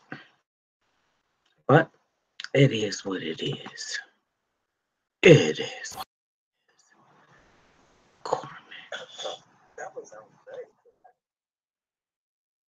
If I'm not mistaken, this might be the same McCormick kid from Spartacus Fight League. He had took a little break. He had got married and had, started a family. And he came back earlier this year in a heavyweight bout. And was not victorious, but he did. At least he showed up. And it seems like he's been taking some time to really improve and elevate his fight game. So we'll probably see him, Tyler McCormick, I think is his name. We may see him pop back up on our fight radar sometime in 2019. So hopefully he'll let us know. Let's go see what Spartacus Fight League Jones versus Stith, super heavyweight fight. But don't say that it's for titles.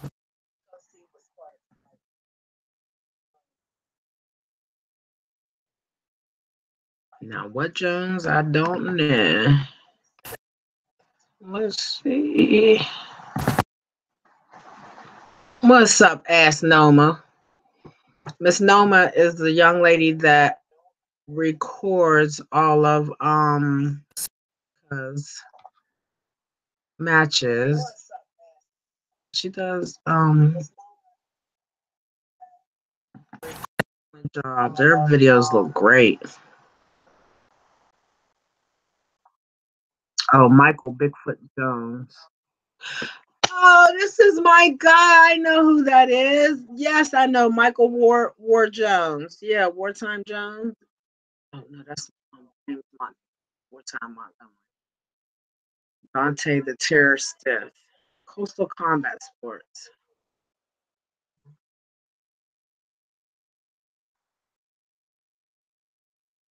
Oh man, y'all know I'm having a good time.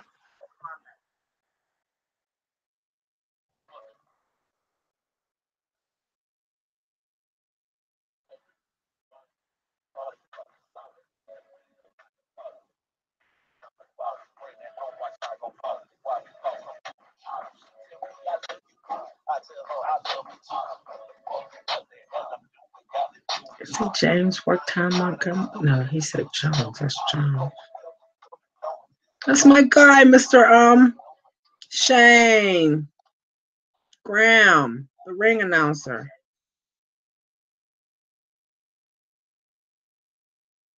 That's my guy, Mr. Shane Graham, ring announcer.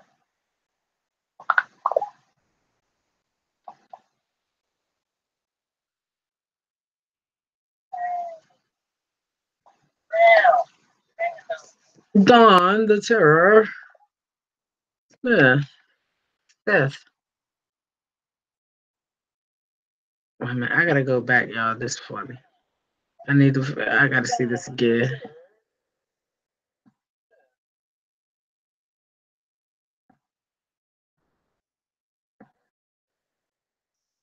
Michael Bigfoot Jones.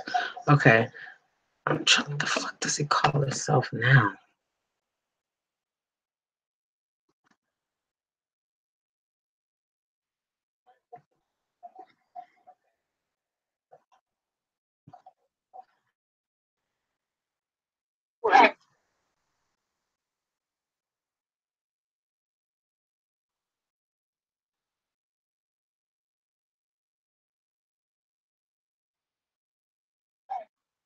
Michael Ward Jones. Yeah.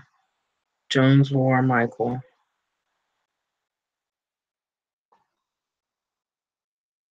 Yeah, that's him. Jones War Michael.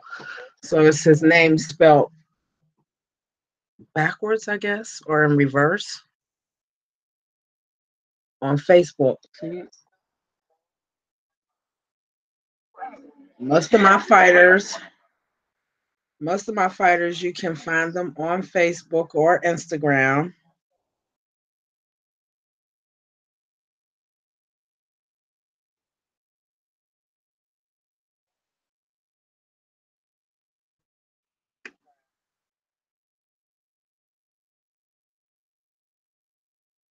And now that it's getting closer to winter, a lot of my fighters are, a lot of y'all are outdoorsmen. Y'all fish, y'all hunt.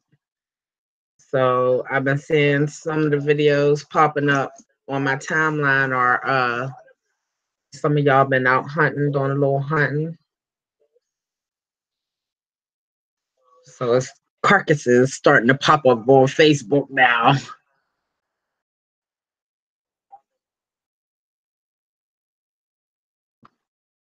So this young man, I've met him. He is from Mr. Jones is from MMA Showtime Academy or Showtime MMA Academy. I'll even say they're on my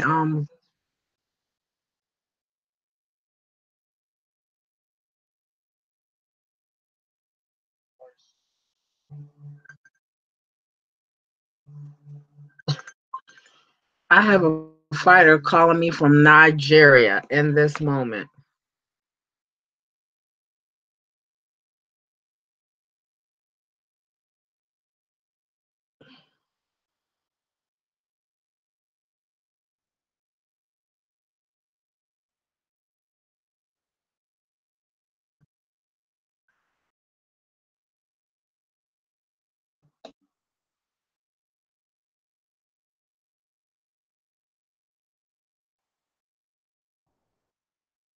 Oh no. I'm sorry, y'all. But yes, I've had an interview with this young man. I think he has something coming up soon too. I thought he sent me something a few weeks ago in reference to being on an upcoming card, or maybe he said he's not gonna fight until next year. I believe this is my young man that told me he was working on getting in a little bit of better shape.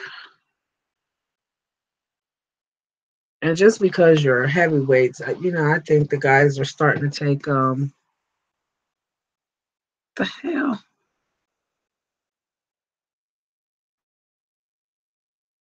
are starting to take pride or try to take pride.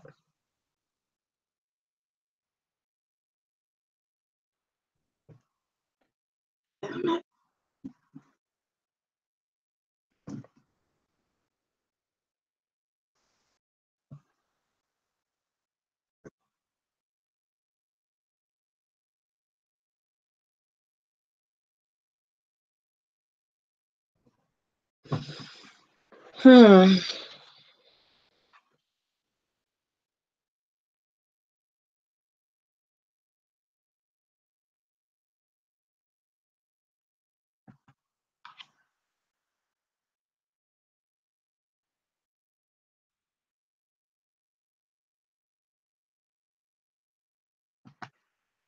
Unbelievable.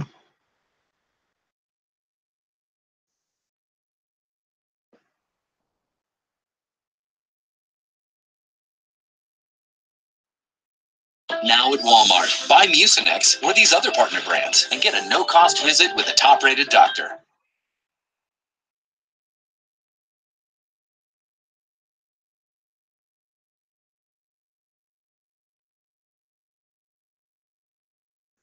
Hmm.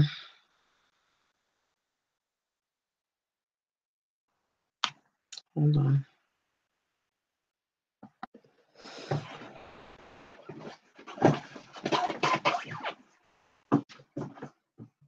Hmm.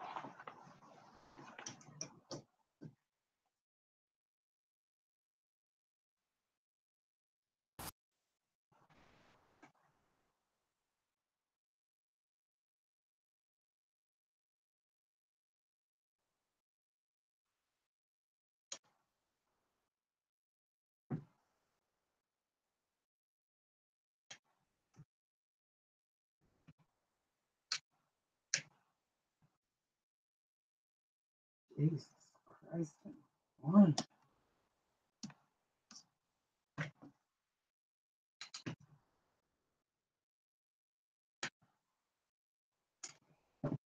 Okay, let's see if we can.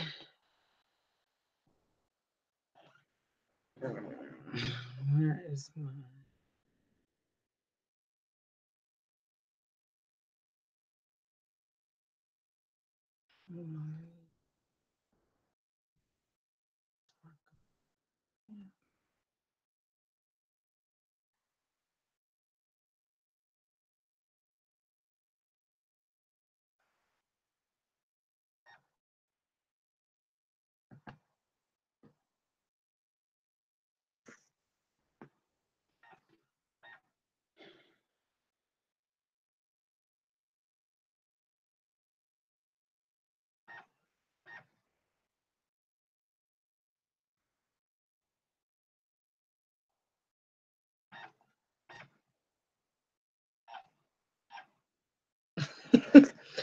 Okay, so I'm sorry, y'all had to continue.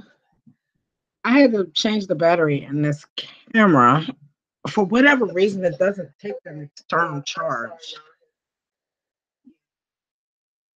I had to change the battery in the camera.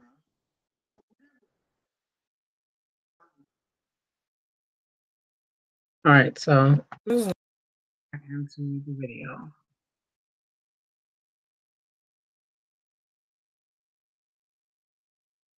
All right, so we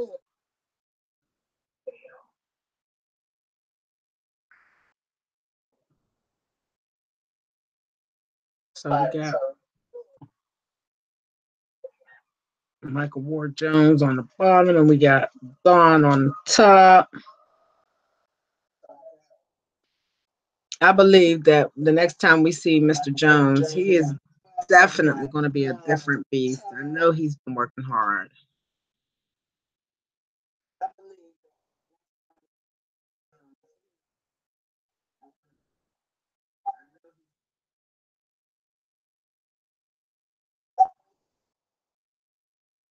And maybe I brought up the question about the DC Lewis fight because you kind of can see that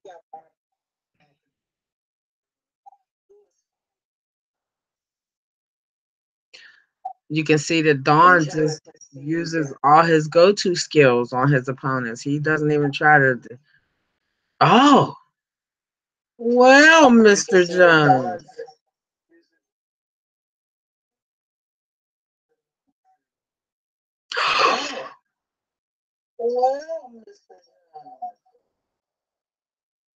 Wow. I didn't see that coming.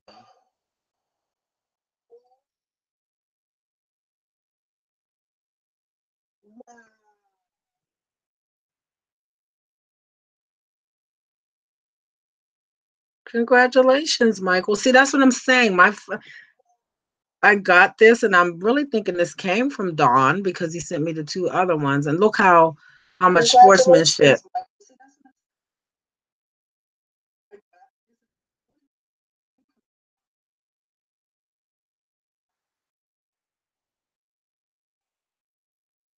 Yes, sportsmanship counts for everything, no matter what that fight looked like inside that cage. At the end of that fight, the sportsmanship counts more than any blow that they threw inside of that bout.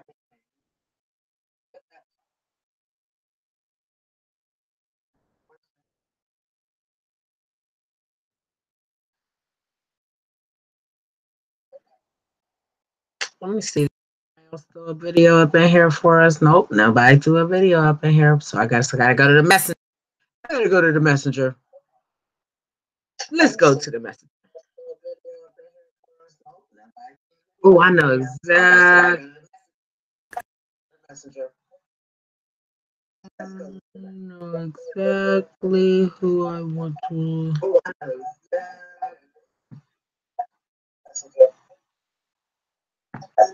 Oh man.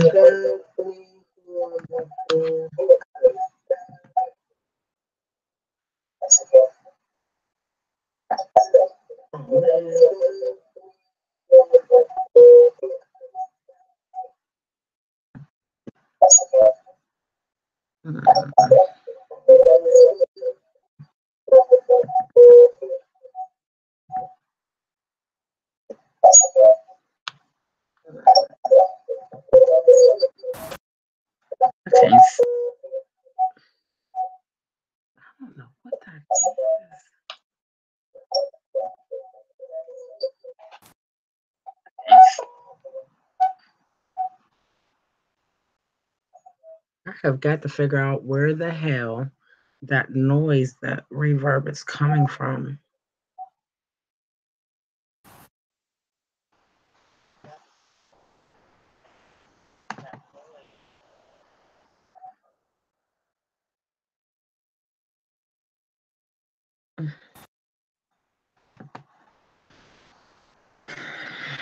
Now I'm gonna search contacts. Contacts.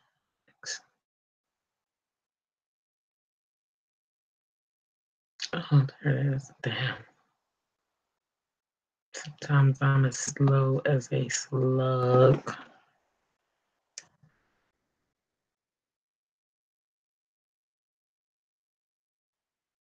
Here we go. Southpaw Militia Fit. Southpaw Militia Fit Militia. Okay. So he is one of my fighters from our elite MMA team. Ex-Combat Wrestling Traps.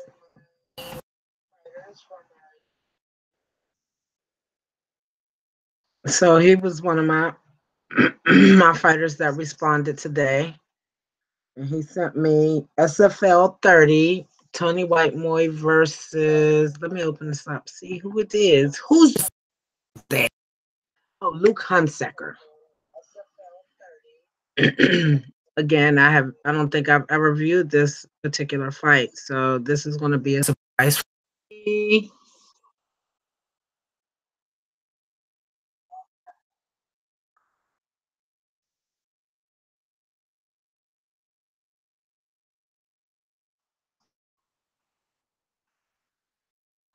Mr. Moyer, Mr. Moyer.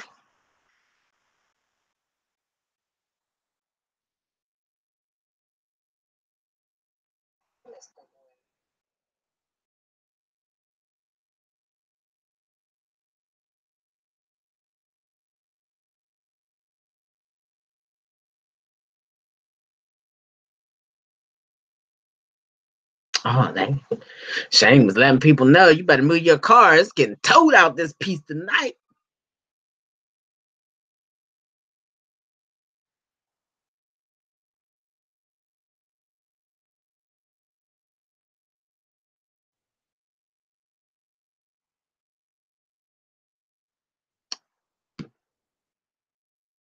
Luke is a big name over at Spartica.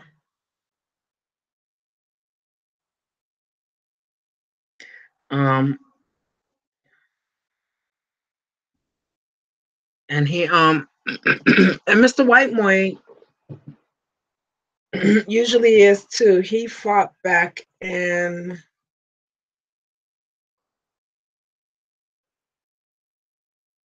I believe him and Samson the Flying Saucer faced off in January on that card. On the 34 card. So this was back at SFL 30. And I want to say Luke was on that card also earlier this year, and I want to say he went against our Scott Buscott, who is one of our active duty military servicemen here locally. Mr. Whitemoy he's southpaw, and he's got a devastating left hand when he puts it to good use. He really does. He's very agile and has good movement when he puts it to good use.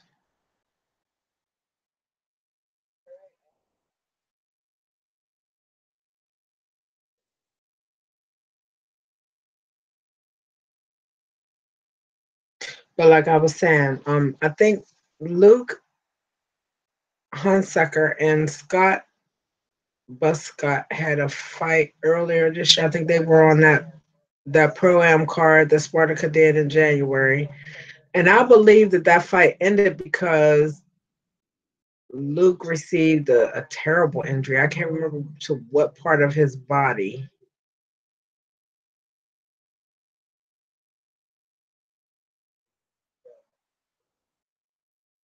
He may have damaged his ACL or something. It was something on his lower extremities, but it looked pretty bad at that moment. Like they had to stop the fight. Like the fight it happened so fast, and it was one of those unexpected things. So the pain immediately struck him, and Scott was a good, sportsman, and stood by so they could check on him.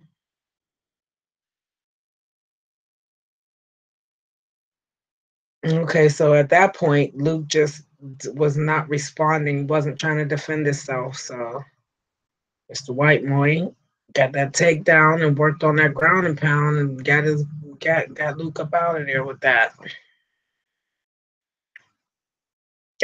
Best of the Seven Cities coach, Coach Xavier Bell there.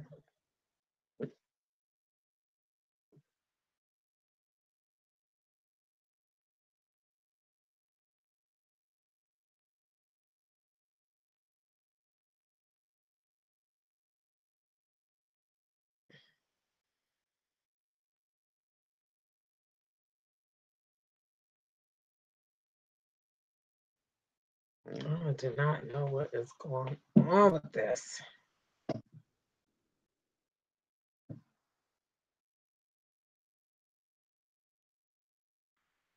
Why is it buffering like that?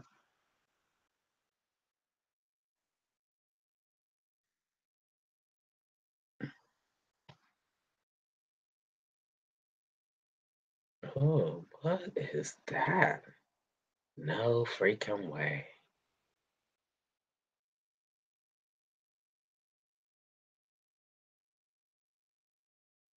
Girl, sometimes you have to say no. Hell no.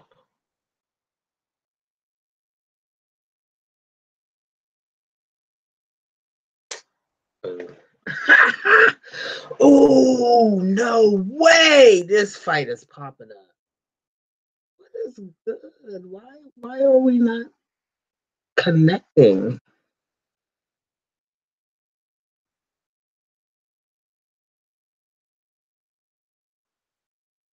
I don't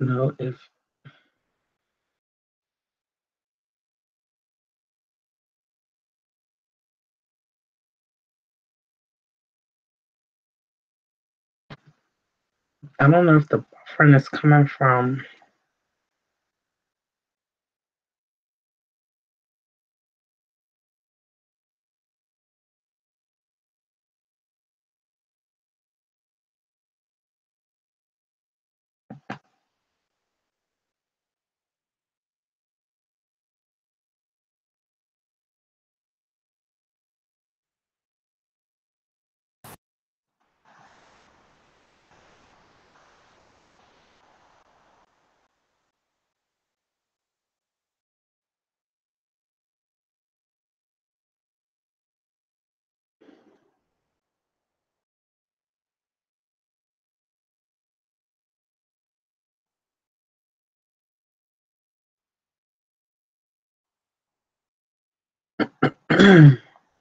Like, I don't really know what is going on right now.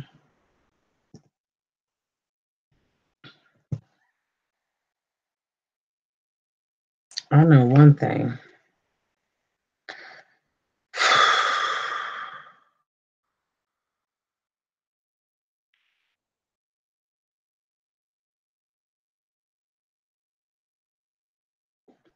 Okay, so on that phone, it just won't let me.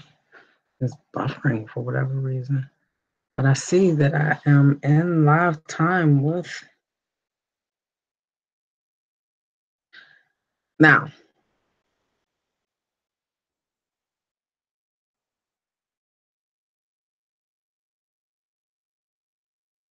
this for me is a fight that I do not want to visit right now. And it has absolutely nothing to do with either one of the gentlemen that are part of this fight. It just is very emotional.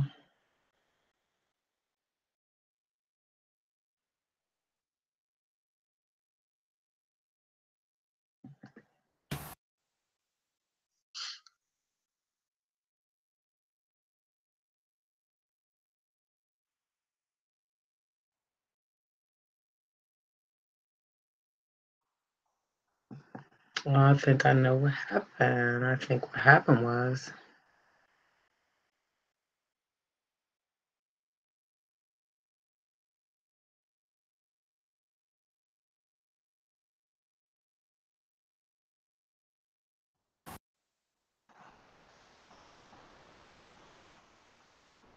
mm, mm, mm, mm, mm, mm.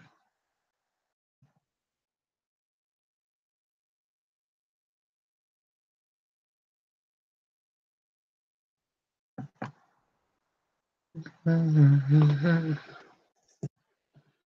mm, mm,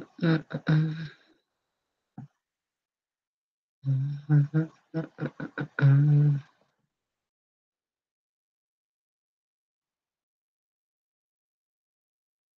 But I would like to say thank you to all my fighters that responded to me today in such a short notice fashion.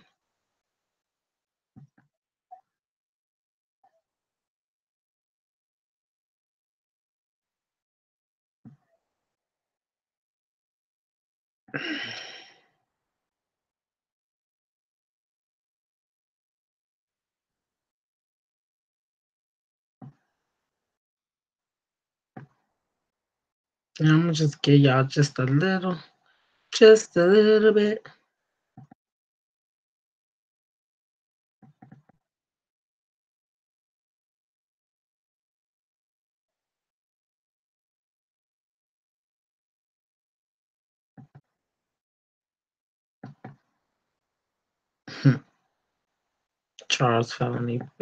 Felony Charles Bennett.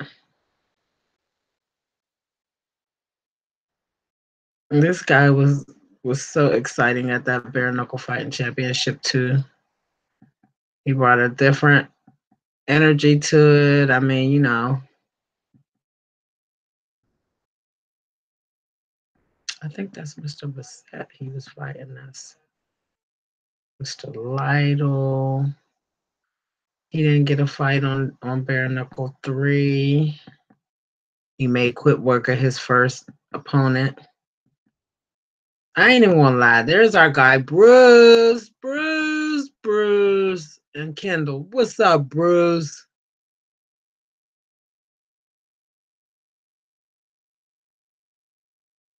Mr. Joey Beltran and Mr. Arnold Adams. This is our bare knuckle fighting too.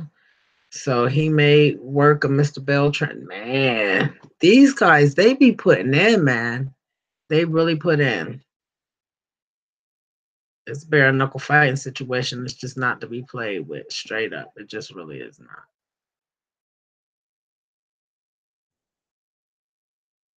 Look how tall he is. Look, that's just big for no goddamn reason. Mr. Shoemaker and Mr. Maurice Jackson. These two met at bare knuckle 2. They were both on bare knuckle 1, so the tournament divided down to these two meeting in bare knuckle 2, and Mr. Shoemaker got the best of that fight. So that's how Mr. Adams and Mr. Shoemaker ended up, you know, in the heavyweight tournament facing off each other.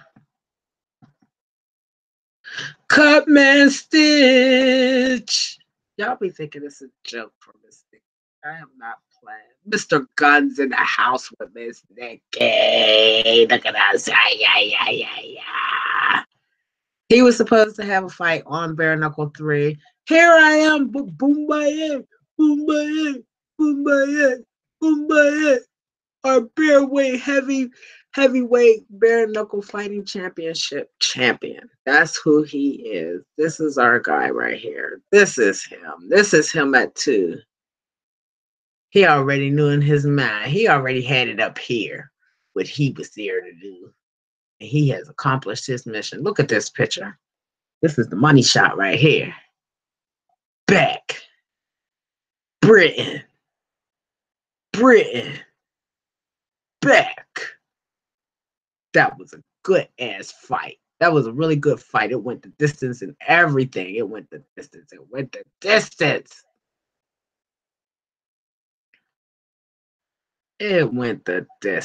And of course, you know, Lady Beck Rawlins, you know, retained her spot at the top of that women's division.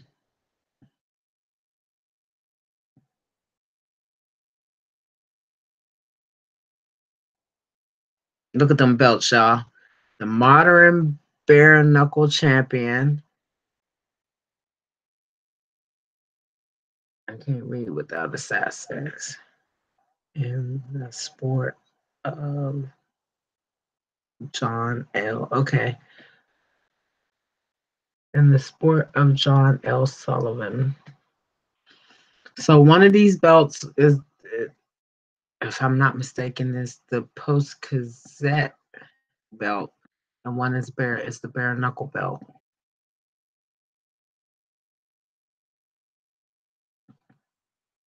Look at him. So let me find out that's our future wedding picture. I'm just joking. So these are the belts right here. Bare knuckle boxing Hall of Fame. So one is the Post Gazettes and one is the bare knuckle fighting championship belt. And Mr. Arnold Boombaye Adams took home both of those on October 20th. He sure did. Look who it is. Britt, Miss Nick. Britt, Miss Nick.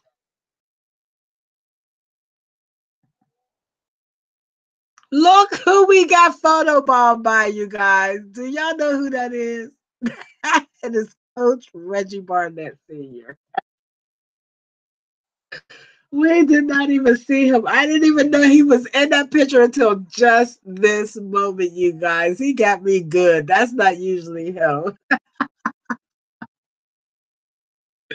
And all this time, I've been posting this picture of me and Britt, not even knowing that he was in there with us. Beltran. Everybody is always so nice. I love meeting you guys at the events. I love talking to you guys. Look at that. The man with the power, the man of the hour, Mr. Dave Feldman. He looked like he be ready. Yo, Mr. Feldman is thick. Y'all can try it with him if y'all want to. He's a businessman, but I promise you, you might not want to meet him in the dark alley. This young man, he put on such an exemplary performance on the Bare Knuckle Fighting Championship 2. Hope to see him back. I cannot think of what his name is in this moment. Excellent opponent, Mr. Tony Lopez. Y'all know he's a household name. Mr. Lopez. Mr. Lopez. He was so fun. I have like a 30-minute interview with him from Bare Knuckle 1. Yo, he was so fun and interesting to talk to. This young man was very fun and interesting to talk to and meet. And I'm telling y'all, that's him in the promo that's giving y'all the big smile with all the blood coming out of his one eye or whatever. I don't even know where the blood was coming from. But that fight, it was short-lived but hard fought. He had to make lay waste to his opponent too that night. That was after the pay-per-view. So we had about 3 more fights on Bare Knuckle 2 that went on after the pay-per-view ended. So I think he was the first fight after the pay-per-view. And this gentleman, hey buddy, how are you, Mr. Rodriguez? I see you, baby. He is so cute. Look at that hair, y'all. Y'all cannot make that up. Look at that smile. Look at that smile. Yes. Hey, Mr. Grove. Hey, Kendall Grove in the house. Yee, buddy. Look at me catching bare knuckle. Their crew doing what they do. This is their media people. And back here in this room, the guys were having their pictures taken, and I think they were in there doing interview. Boom! What's up, Clay? What's up, Clay Burns? This is Reggie Easy Barnett Jr.'s opponent from Bare Knuckle Fighting Championship 2, Mr. Burns, Clay Burns. He showed up in spectacular fashion. This young man was not afraid. We had a very interesting conversation too. He almost made me slap him.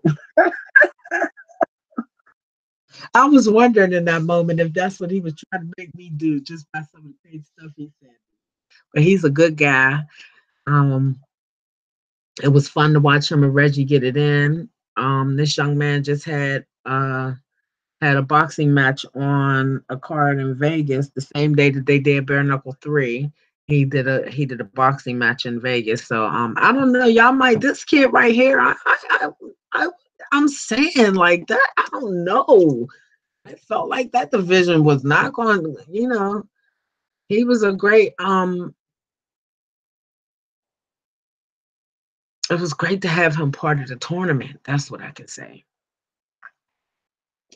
He brought 1,000 with him. Clay, third degree burns. He brought the heat with him. He definitely him and Reggie elevated each other, I believe. Not one did more for the other, but they elevated each other. Look at who it is, Mr. Maurice Jackson. Hey Maurice, how you doing, baby? How you doing? I don't know. We got to find out what everybody's doing. Everybody might be on hiatus. Mr. Shoemaker, Mr. Sam Shoemaker, he was the opponent for Mr. Arnold Boombaye Adams for that. Now keep in mind, this is Bare Knuckle Fighting Championship 2. So he and Arnold were just sizing each other up at this particular press conference. Y'all know what? Somebody took me out on a date while I was down there, and I lost these earrings. I have not seen them since. I think the person that took me on a date kept them as a keepsake because I took them out of my ears while we were having some drinks, and yeah. So if you see somebody wearing my queen earrings, I thank you. Take them back. Appreciate that. Send them on to me. But Mr. Lytle again showed up in spectacular fashion. Got to spend a few minutes talking with him.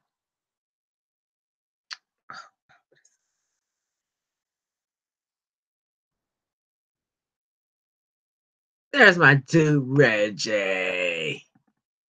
That's my dude, Reggie Easy Barnett Jr., y'all. That's him. Well, he's not my dude, but that's my fighter.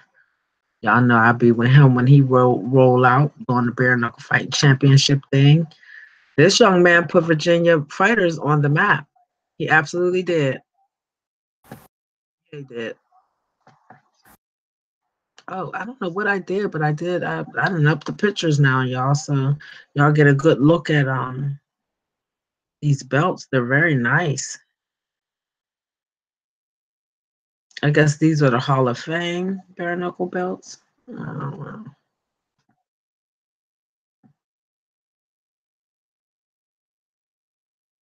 Is this Jeff? This is Jeff back here. Hey Jeff, what's good? Then you got Mr. Feldman over here. And everybody is so very nice and humble at Bare Knuckle Fighting Championship. Lady Cat, very, very, look at Reggie and Mr. Feldman together doing their thing at Bare Knuckle 2 press conference. That was weigh-ins, the pictures y'all was looking at. Look at it. He was excited. He got him. They inducted him into Bare Knuckle Hall of Fame too, Mr. Feldman. Congratulations again on your award, Mr. Feldman, and being inducted into the Bare Knuckle for all that he's done to try to bring this back to the United States and Here we go, family love. Mom, Dad, and son. Oh, cute. Mama Barnett, Papa Barnett, and Barnett Jr.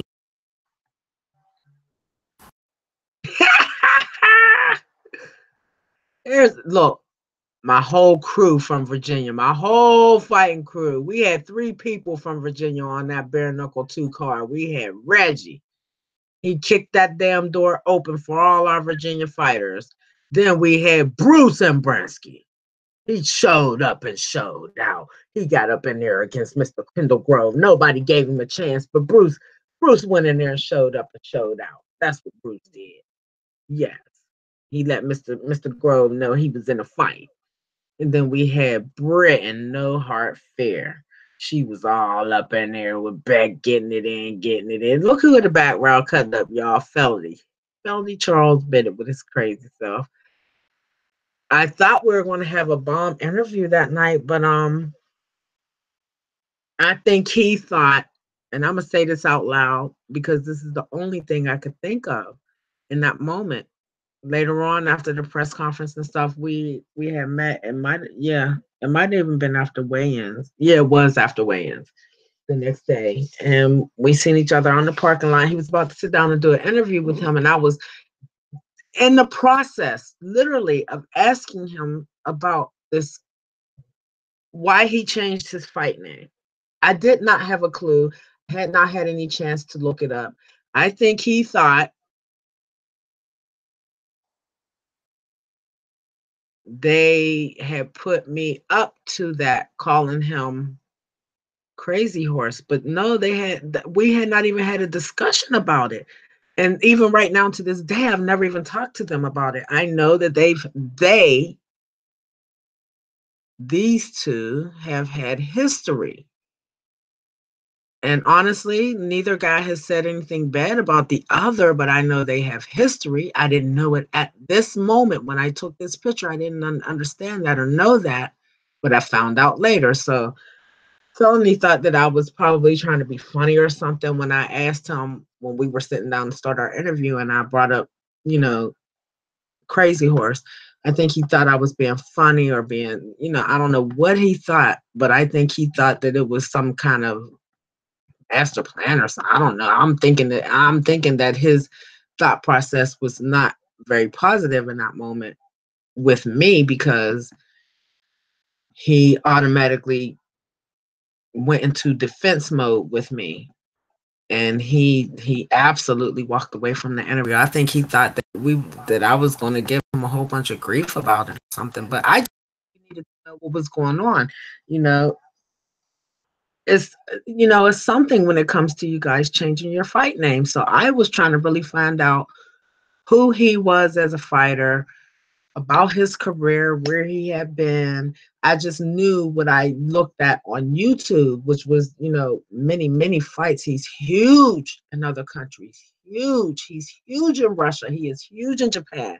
So I wanted to know why, with such a huge, huge following, international following, did he change his name? And I hadn't even got to ask him that because I think he thought I was trying to be funny. And I really wasn't trying to be funny, Felony. I just did not know. I am really claiming ignorance on that. So, I think we Gucci now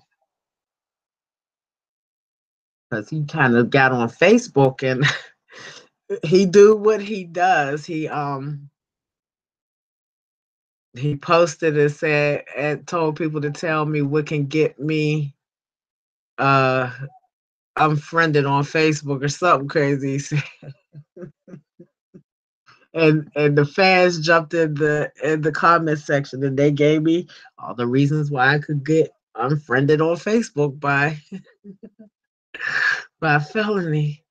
So it took like a few days, literally, y'all. It took me a few days, and I had to really go and ask somebody. Y'all see, goodness, y'all just taking y'all into my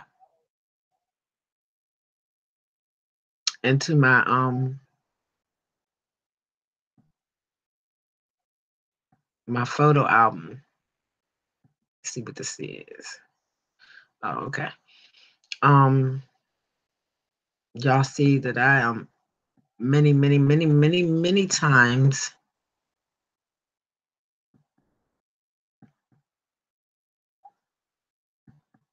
Okay, so this picture is the very next week, is the very next Saturday after Bare Knuckle Fighting Championship 1 popped off up in Cheyenne, Wyoming. Y'all see this shirt that I am wearing in this picture. This is at Titans of the Cage 24, a week after Bare Knuckle Fighting Championship 1. Y'all see what this shirt say, right? It's time to knuckle up. Who was on Bare Knuckle Fighting Championship 2? Boom. I'm not. I had nothing to do with that, but I'm just saying that what a coincidence. A week after Bare Knuckle Fighting Championship 1, I had not even heard. We didn't even have this conversation at Titans of the Cage, me and her. But 2 months later, she ends up on Bare Knuckle Fighting Championship 2. So kudos to Lady Britain Hart.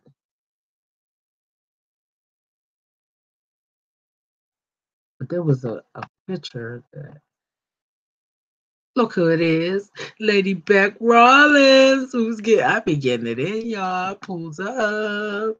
I pulls up. Okay. This is the Junior Olympic prep.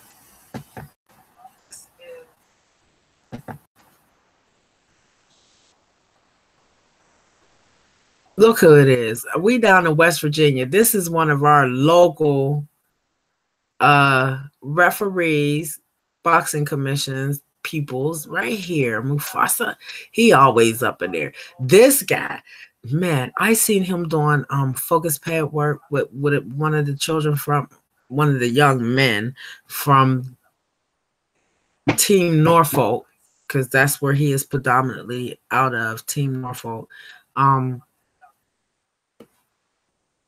And they were doing focus pad work. Oh my God. That shit was off the chain. I don't think I had ever seen it done like that. Everybody has their style and how they do it and that kind of thing, but I had never seen a coach and a boxer up until that moment. I had not seen that type of interaction.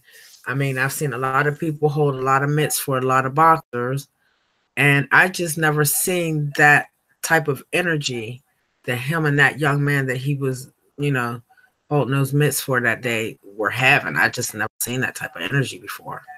And it was awesome. Boom! Fast Daddy Cook. Fast Daddy Cook, what's up, coach? Yee, be looking out for some merch from Fast Daddy Cook too. Yeah, be looking out. He got some Fetty Bear headphones. Man, they nice. I showed y'all. Go up, check the resume. His interview is up here on my Facebook or up here on my YouTube page. So check the resume. Y'all gotta stop playing. I ain't even giving y'all no more. I didn't give y'all enough. How about that? How about that?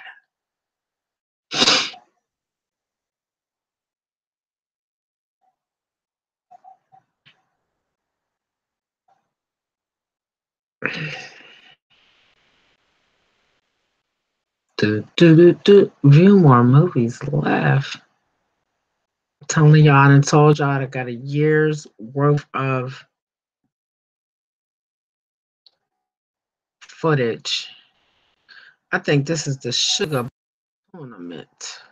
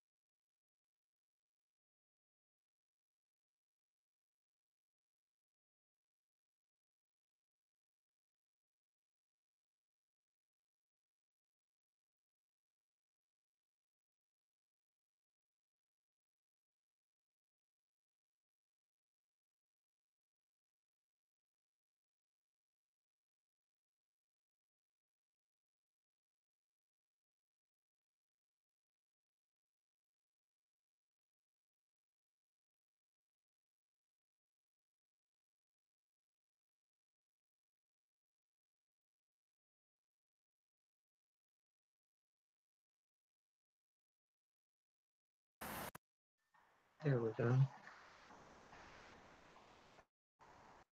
So either the camera falls asleep or the damn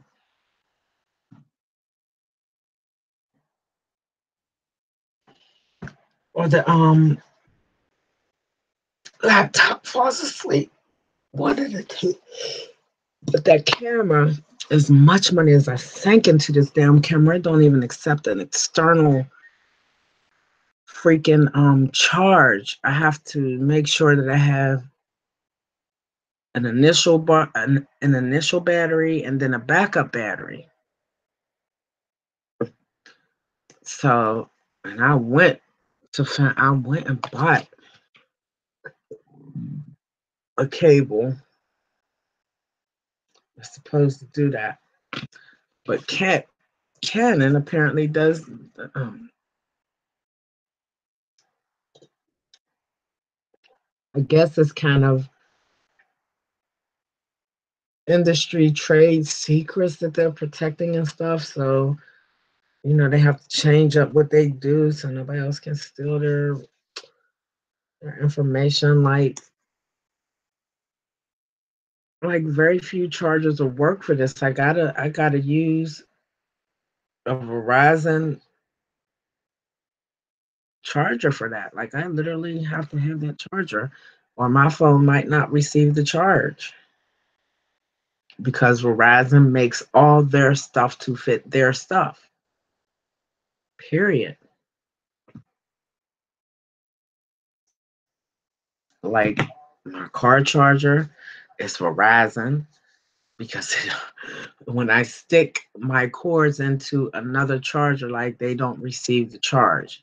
But when I charge it, put it on the Verizon charger, that all that stuff is just compatible. They make it all compatible to fit only what they want it to. So that's the point I was making about this camera of mine is that at the end of the day, as fancy as it does not have a freaking basic, simple way to externally charge this. I don't understand it. And the funny freaking part about it is where you're supposed to charge it is where I engage it with my computer, and it doesn't take the charge.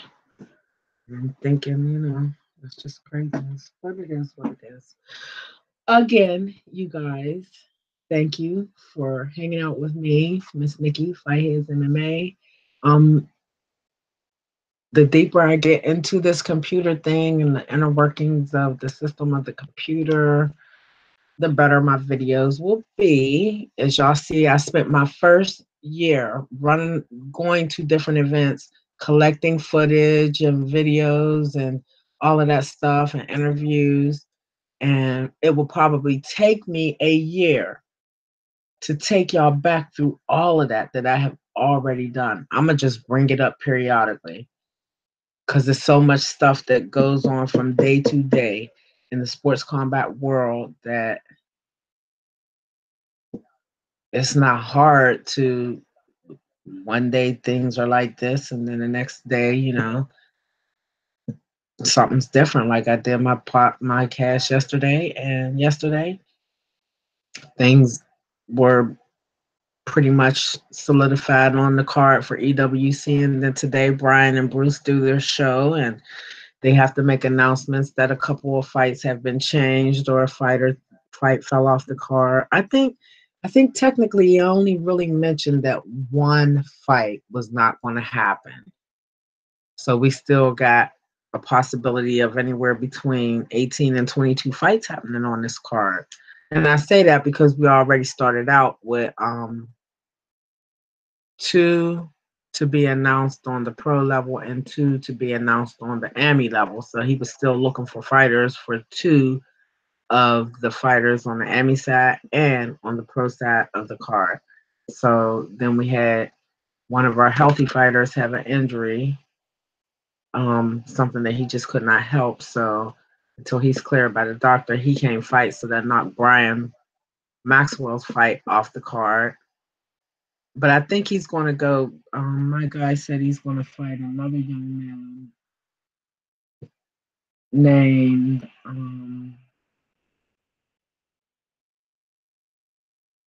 the hell did you say his name was? Andre Hall for the 205 title at EWC on the pro side. So that's who Brian Maxwell's opponent is going to be. It was supposed to be another young man by the name of Benedito. And Mr. Benedito had a very serious situation that he had to deal with. So, and I believe that's the one who had the car accident. So we don't expect him to come beat up to a fight. So go ahead and get healthy, young man, and we'll see you when you get healthy.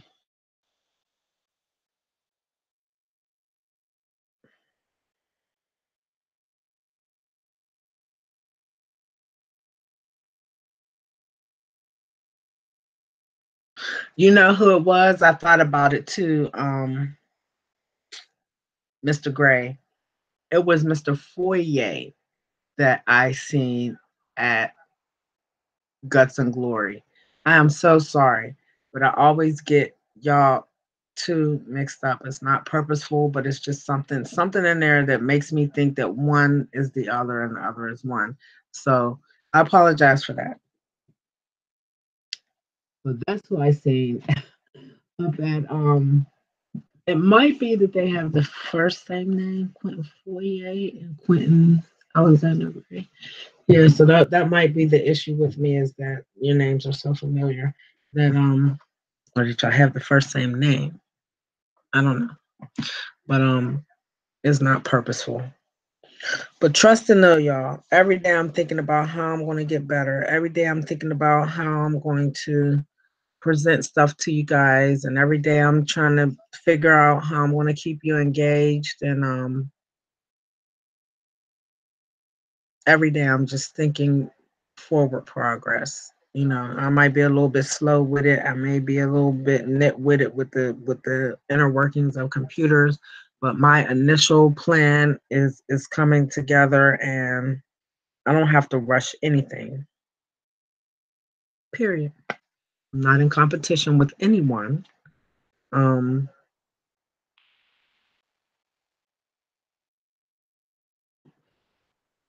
and I'm ready.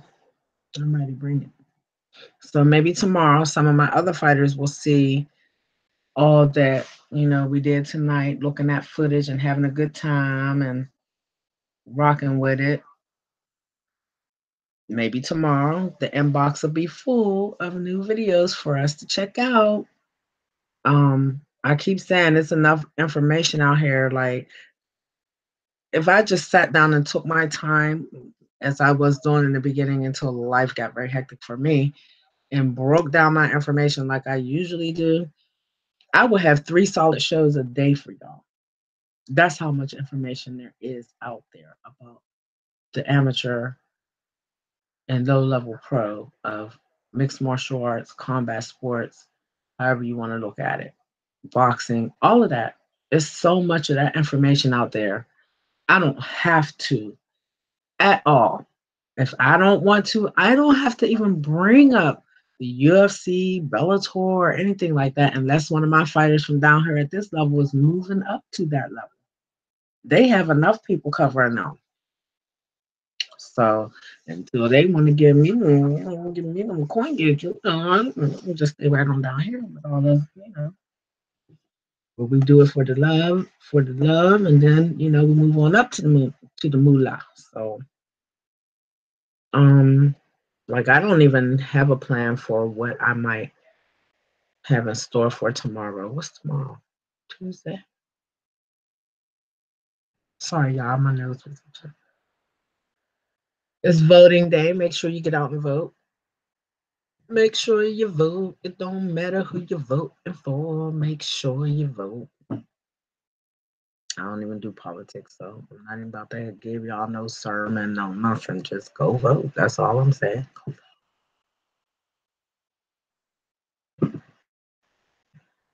Um,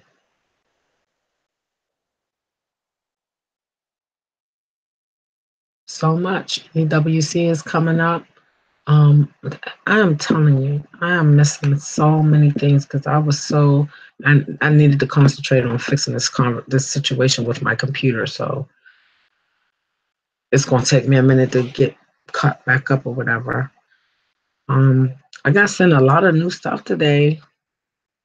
I'm gonna have to go in and go back and check what's going on with that card that felony Charles Bennett is fighting on December 1st against Mr. Zach Shaw. I think those two are going to meet at 135. They either going to meet at 135 or 145. One of the two.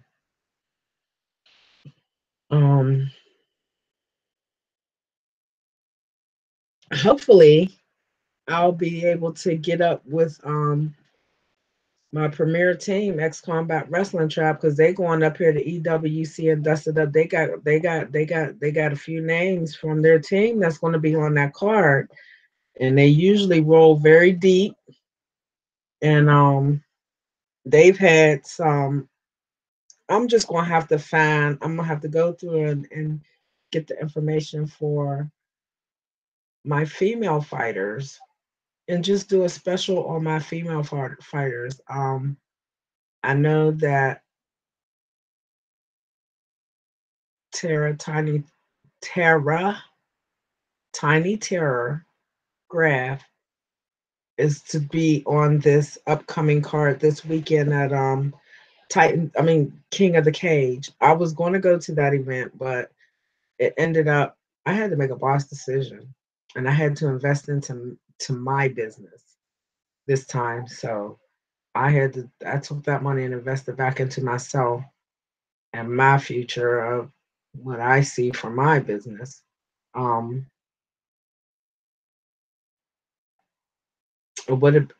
really planned on going to that card, but just like with you guys and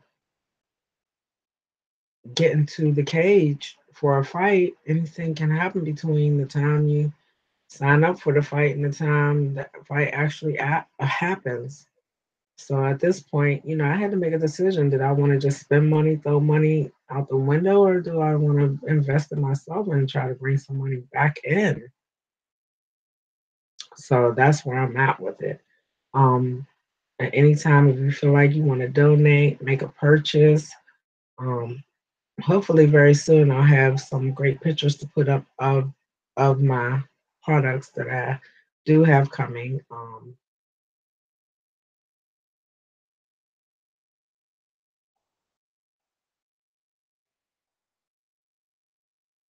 I'm doing me, just like all of y'all is doing y'all. I'm doing me.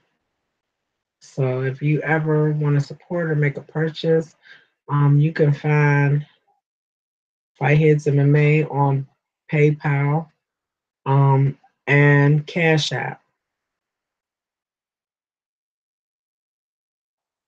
On Cash App, it is the money sign followed by Fightheads MMA, all one word.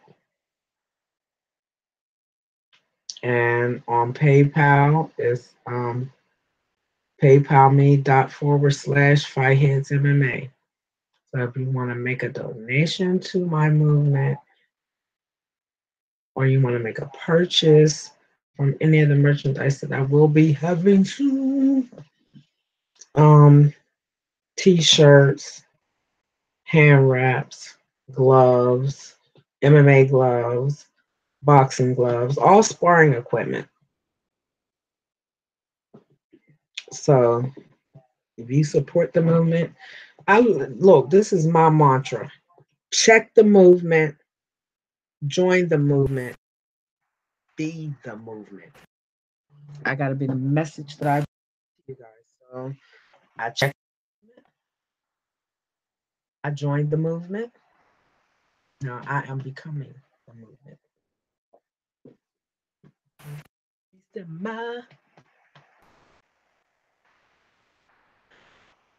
At least in my head, what I tell y'all, and y'all believe, that's all that matters. So We're gonna keep this popping, and it's about to be cold out there. Stuff is about to slow down in the MMA community, except for on the higher levels of Bellator and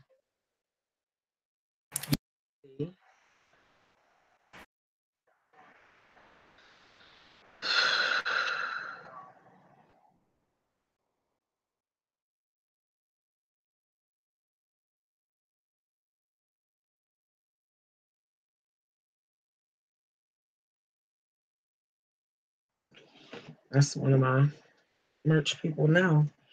Um, you know, I can't let nobody stop me from living. Like I ain't trying to stop nobody else from living. Um, we just all gotta support and love each other, you know. It's just so many things that with the cold weather slowing us down and stopping all our outdoor activity and stuff for the most part for us here on the East Coast and going Midwest and that kind of thing, you know. We're gonna have plenty of time to that's my objective is to catch on up to where damn me be. Can I please have some patience, some peace?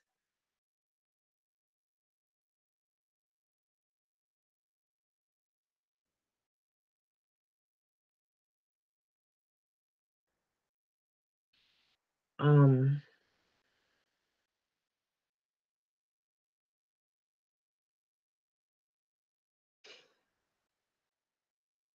I hate it when I lose track of what I was thinking about.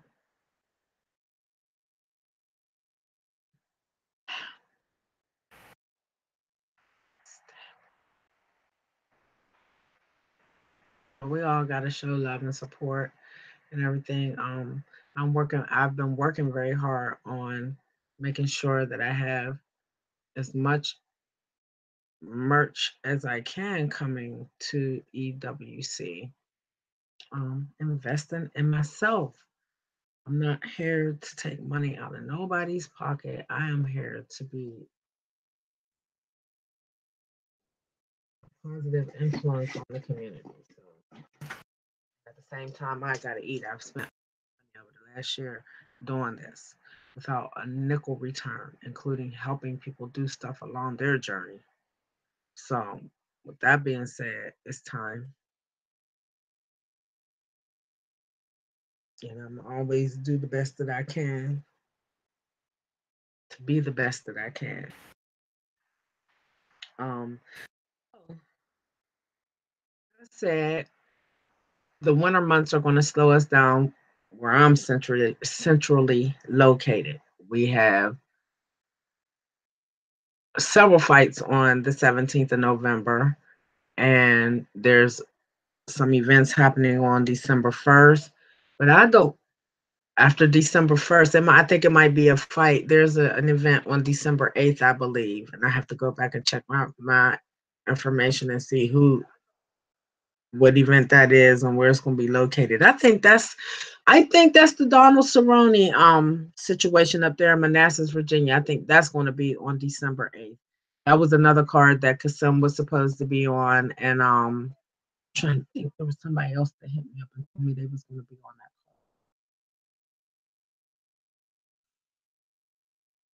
that. I can't remember who it is right now, but those are going to be probably our two only events going on in December since we have the holiday and everything.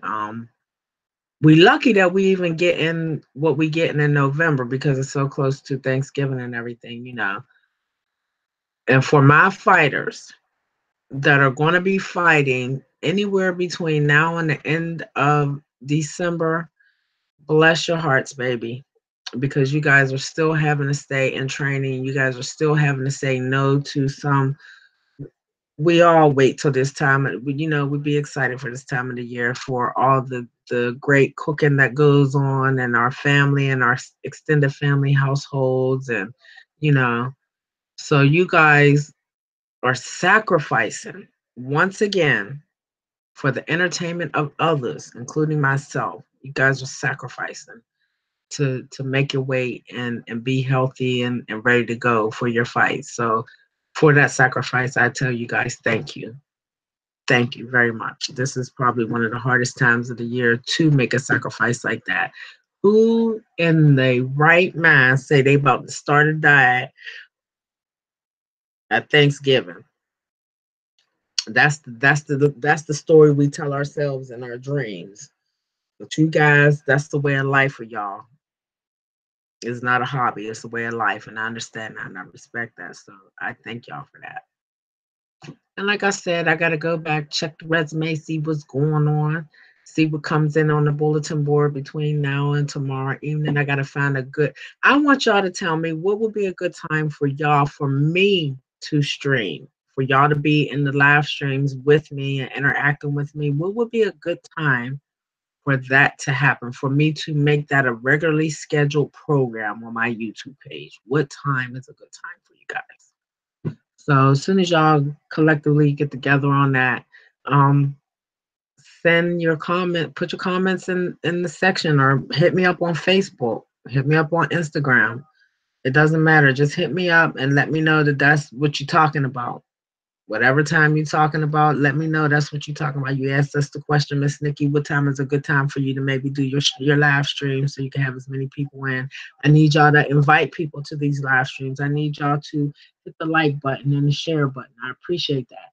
When y'all hit the like button, when y'all come into the live feeds, that shares it more.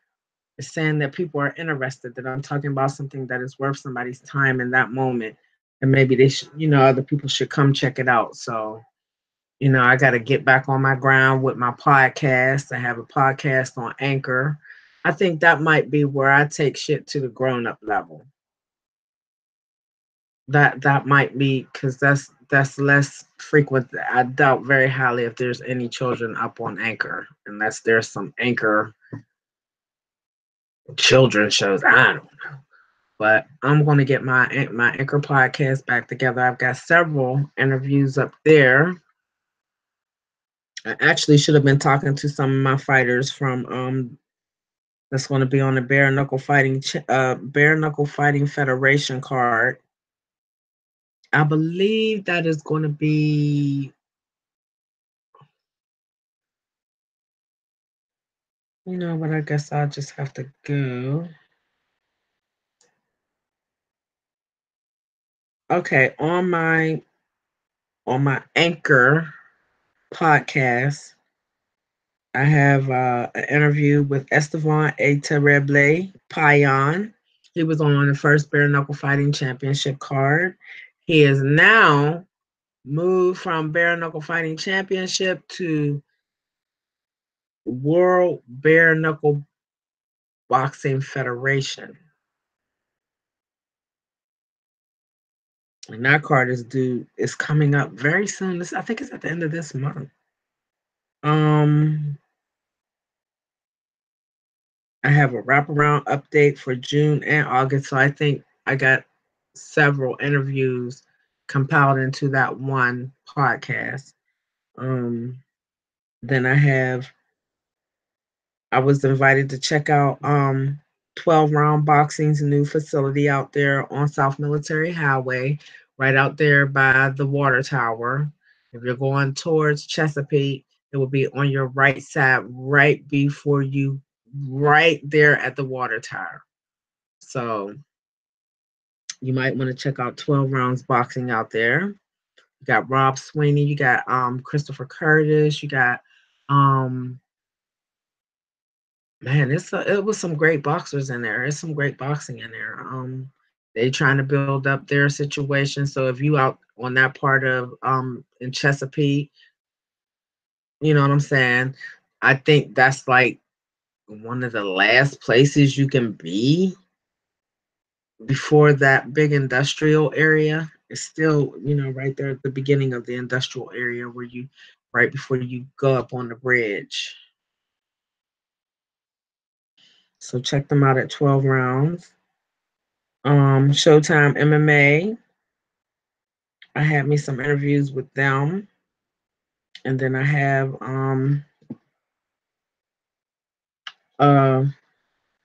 a podcast I did, I think last week. It was maybe a couple days after Ray Caruth got released from prison, because I was so disappointed that that was even happening. I think I was more disappointed that Ray Caruth was asking for a relationship with that child that he 19 years ago killed his mother trying to take his life. I just thought that was one of the most, that was that day very egregious to me. Um, the sad part about it is he took that woman's life after he made a decision to lay down with her unprotected. Now, I don't care what y'all call her. I don't care what y'all want to say about her as far as, oh, she was looking for this or that superstar. Y'all, shut y'all motherfucking asses down. Y'all make all that much great money. Stop playing. Stop fucking playing. Y'all ain't making that much great goddamn money. And if you are, I mean, damn, if you feel like you is that hot of a commodity, fucking strap it up. Strap up. The responsibility is much yours as it is mine. So, like I said, I feel a certain kind of way being a woman and a mother that this motherfucker had enough nerve to kill that girl the way he did and then not ever take responsibility for it. Spend the last 20 years of his life in jail for it, come out still not really taking responsibility for it, and then asking for a relationship with a kid. That kid is fucked up because of him. That kid was healthy in Sharika's belly until he did what he did. That kid is, he ain't never gonna have a normal day. What you and I consider to be normal, he will never experience that. Never. He will never experience that. And anybody that think they want to have this discussion with me, bring your ass, please. Bring your ass, because I am a mother and I am a woman. Bring your ass. You can get that smoke with me. And Mr. Caruth, anytime you think you got something, you feel in a certain kind of way, because I had an opinion on the bullshit you pulled, see me, please, and thank you. Because I don't say nothing behind nobody's back. I can't, won't, or haven't said to their face. Boom, there you have it. So with that being said, I was freaked out by that, and I didn't think he had no right to be asking for a relationship, no kind of kinship with that young man, with that young man. He is now a young man because he's 19 years old. He don't deserve. I mean, how do you even go stand in front of him? What do you say to him? It's my fault. Your mother, you haven't had your mother in your life since day one. It's my fault that your grandmother has had to spend the last 19 years of her life trying to give you the best quality of life that she can.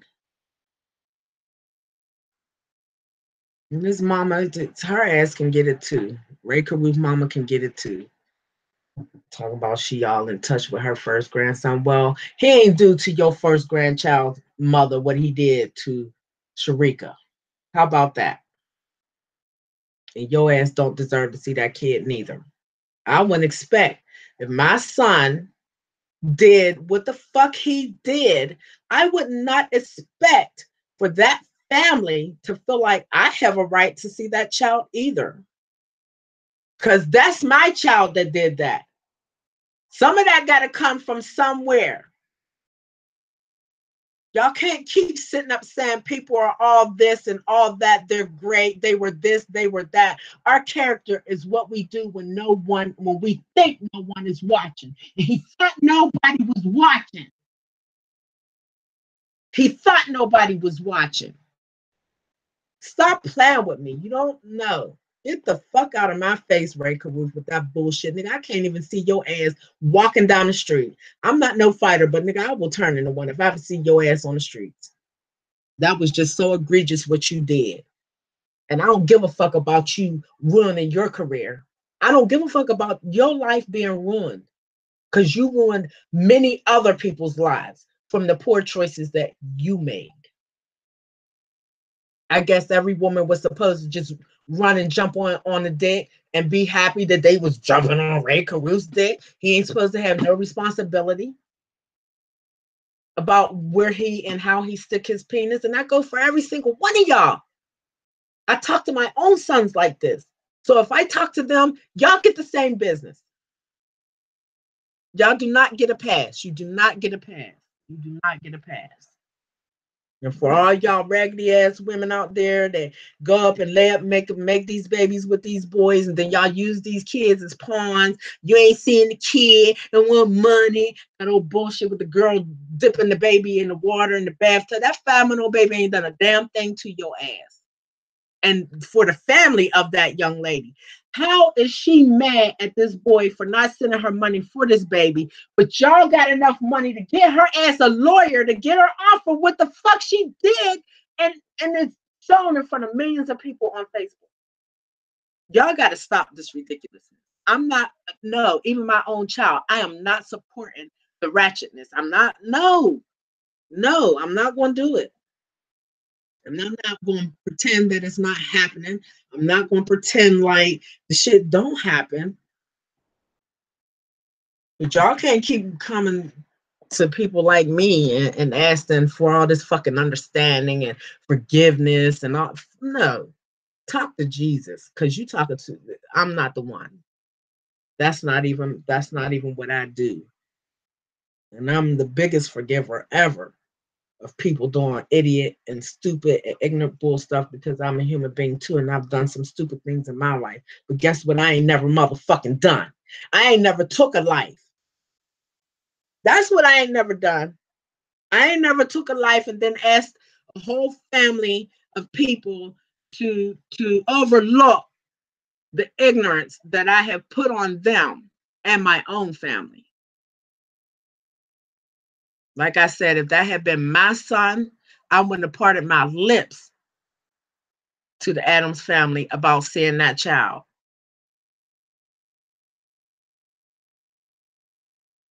I keep telling y'all, we are responsible for each other. And as a mother, I've always said to my children, I am a reflection of you, and you are a reflection of me. So when people see me out in the street, if I'm acting the ass all the time, you don't want your friends coming back. We seen your mom down at the store acting an ass. And I didn't want nobody running up to me in the streets. I'm hardworking. I'm out here taking care of people. I don't want anybody running up in the streets on me telling me, oh, I seen your kid down at the other end of the block and he was being a jackass. Even though I have one that did that. That was his life. That was his life mission, to be a jackass and make the rest of me good. So, you know, I get it. But Ray Caruth, I don't get. I won't ever support that situation. There's nothing nobody can say to me. Nothing. That I don't even want to have that conversation with Jesus. I'm so just displaced about it. You have a lot of nerve. You have a lot, and there's people out there support. Oh, he didn't want to pay child support. Well, he should have fucking strapped up. Oh, she was a stripper. He knew that when he fucked her. So all the same reasons that y'all try to use for why it's okay for what he did, or all the same reasons that as an adult he should have been making better choices for himself. Fuck the dude laying up with another woman already. This girl in the hospital dying. He laid up with another chick. He wasn't concerned about her, and he wasn't concerned about that baby. Why, if he didn't love or cherish or respect the life that he made 19 years ago, why do I believe he respects and cherishes and loves that life now? He is a danger to that boy. He is a danger to that boy as far as I'm concerned. The same danger he was 19 years ago when he had two men shoot his mother with him growing inside of her. He is still that same exact danger to me, in my mind, to that child. That child cannot defend himself. He needs and depends on other people to make his day-to-day living, every moment of his day, be something special. And Ray Caruth didn't want no parts of that. And he did everything in his power to make sure that he wasn't going to have no parts in that. So how about we just leave that where that's at, Ray? Be glad that you survived prison, because you had an easier time in prison living under what do they call that? Protective custody, then that young man, which is your child, and his grandmother, which is Sharika's mother, had these last 19 years while your ass is laid up in protective custody. Not nern penny that you had when you went to jail should be yours. Every fucking cent the state ever had to spend taking care of that young man should come out of your ass. Every freaking penny. If they make all these other men pay child support, they lock their asses up, you don't get no better treatment.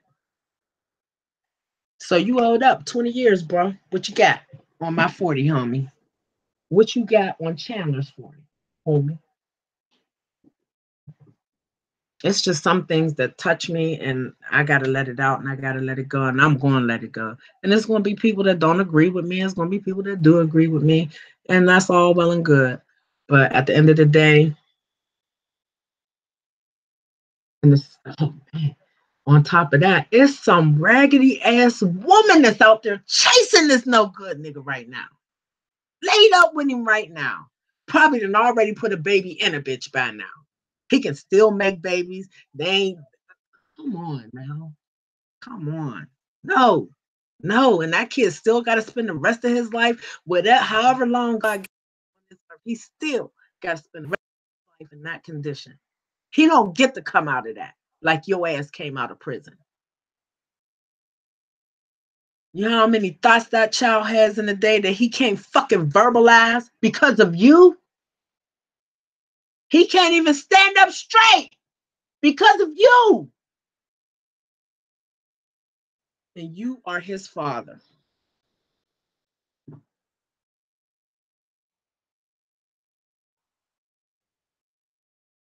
Get it together, people. Get it together. And that little bit of fucking money you would have spent on raising him over these last 18 years wouldn't have been shit if you'd have just fucking went out there and continued to play football and not be worried about all that extra bullshit over some fucking money. When you could have saved yourself all that trouble from the very beginning of either not laying down with that woman unprotected or you and her coming to an agreement on the protection y'all was going to use to keep that from happening.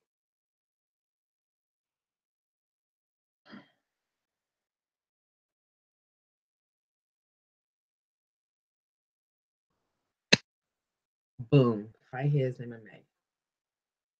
I'm here. Take over. Like it, don't matter. I'm still going to keep on doing what I do. So with that being said, I had the most fun tonight with you guys. Ray Ruth, you are absolutely a piece of crap. You are a piece of crap. There's not very many people that I feel that way or feel the need to even say that to them, but you are that person. You're a piece of crap, and you don't deserve to be in that young man's presence because his condition that he lives every day right now is due to you and the decisions that you made. He was not important enough to you 19 years ago. Let him be and let him have his life now. Let him be. They've been living 19 years without your raggedy ass. You ain't got shit to offer nobody. You ain't got shit to offer because if you ain't do right by yourself, her, and that kid the first time around, would make me think, nigga, you ain't, I don't know, no rehabilitation. I don't believe that happened for you. I do not believe that happened for you. Because for you to even think that you deserve to have time with this young man lets me know that you are fucking narcissistic, selfish, and don't give a fuck about nobody still but yourself. Because a real motherfucker would have just said, I done already fucked up this kid bad enough. Let me carry my ass. But no, you want forgiveness. Talk to Jesus about that. Don't go see Sharika's mother. Don't ask her mother for forgiveness. How could she ever really forgive you? That might be the words that came out of her mouth. But how could she ever, looking at her grandbaby every day, and having to go to the cemetery. Like I said, not they show us just short moments of this young man's life, just very short moments of him and moments of happiness. And I pray that those moments are extended out all day long for him. But they don't show those moments when that kid is crying for his mother. They don't show those moments when that kid gets sick. It take extra to get him back because of his condition. They don't show a bunch of what his real life is.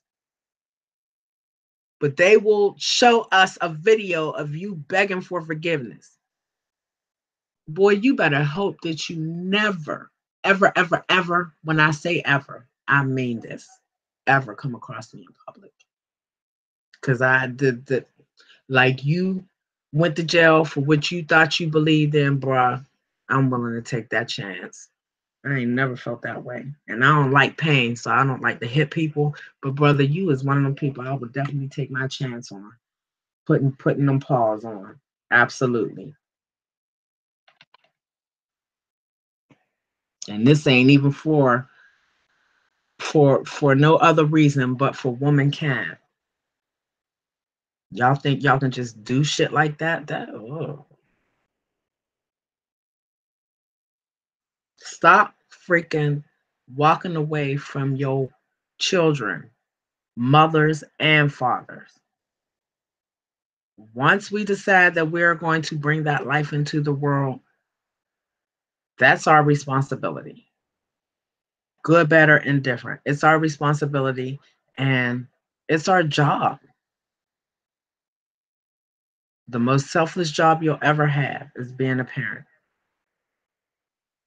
Stop it. Stop it. Stop it. So,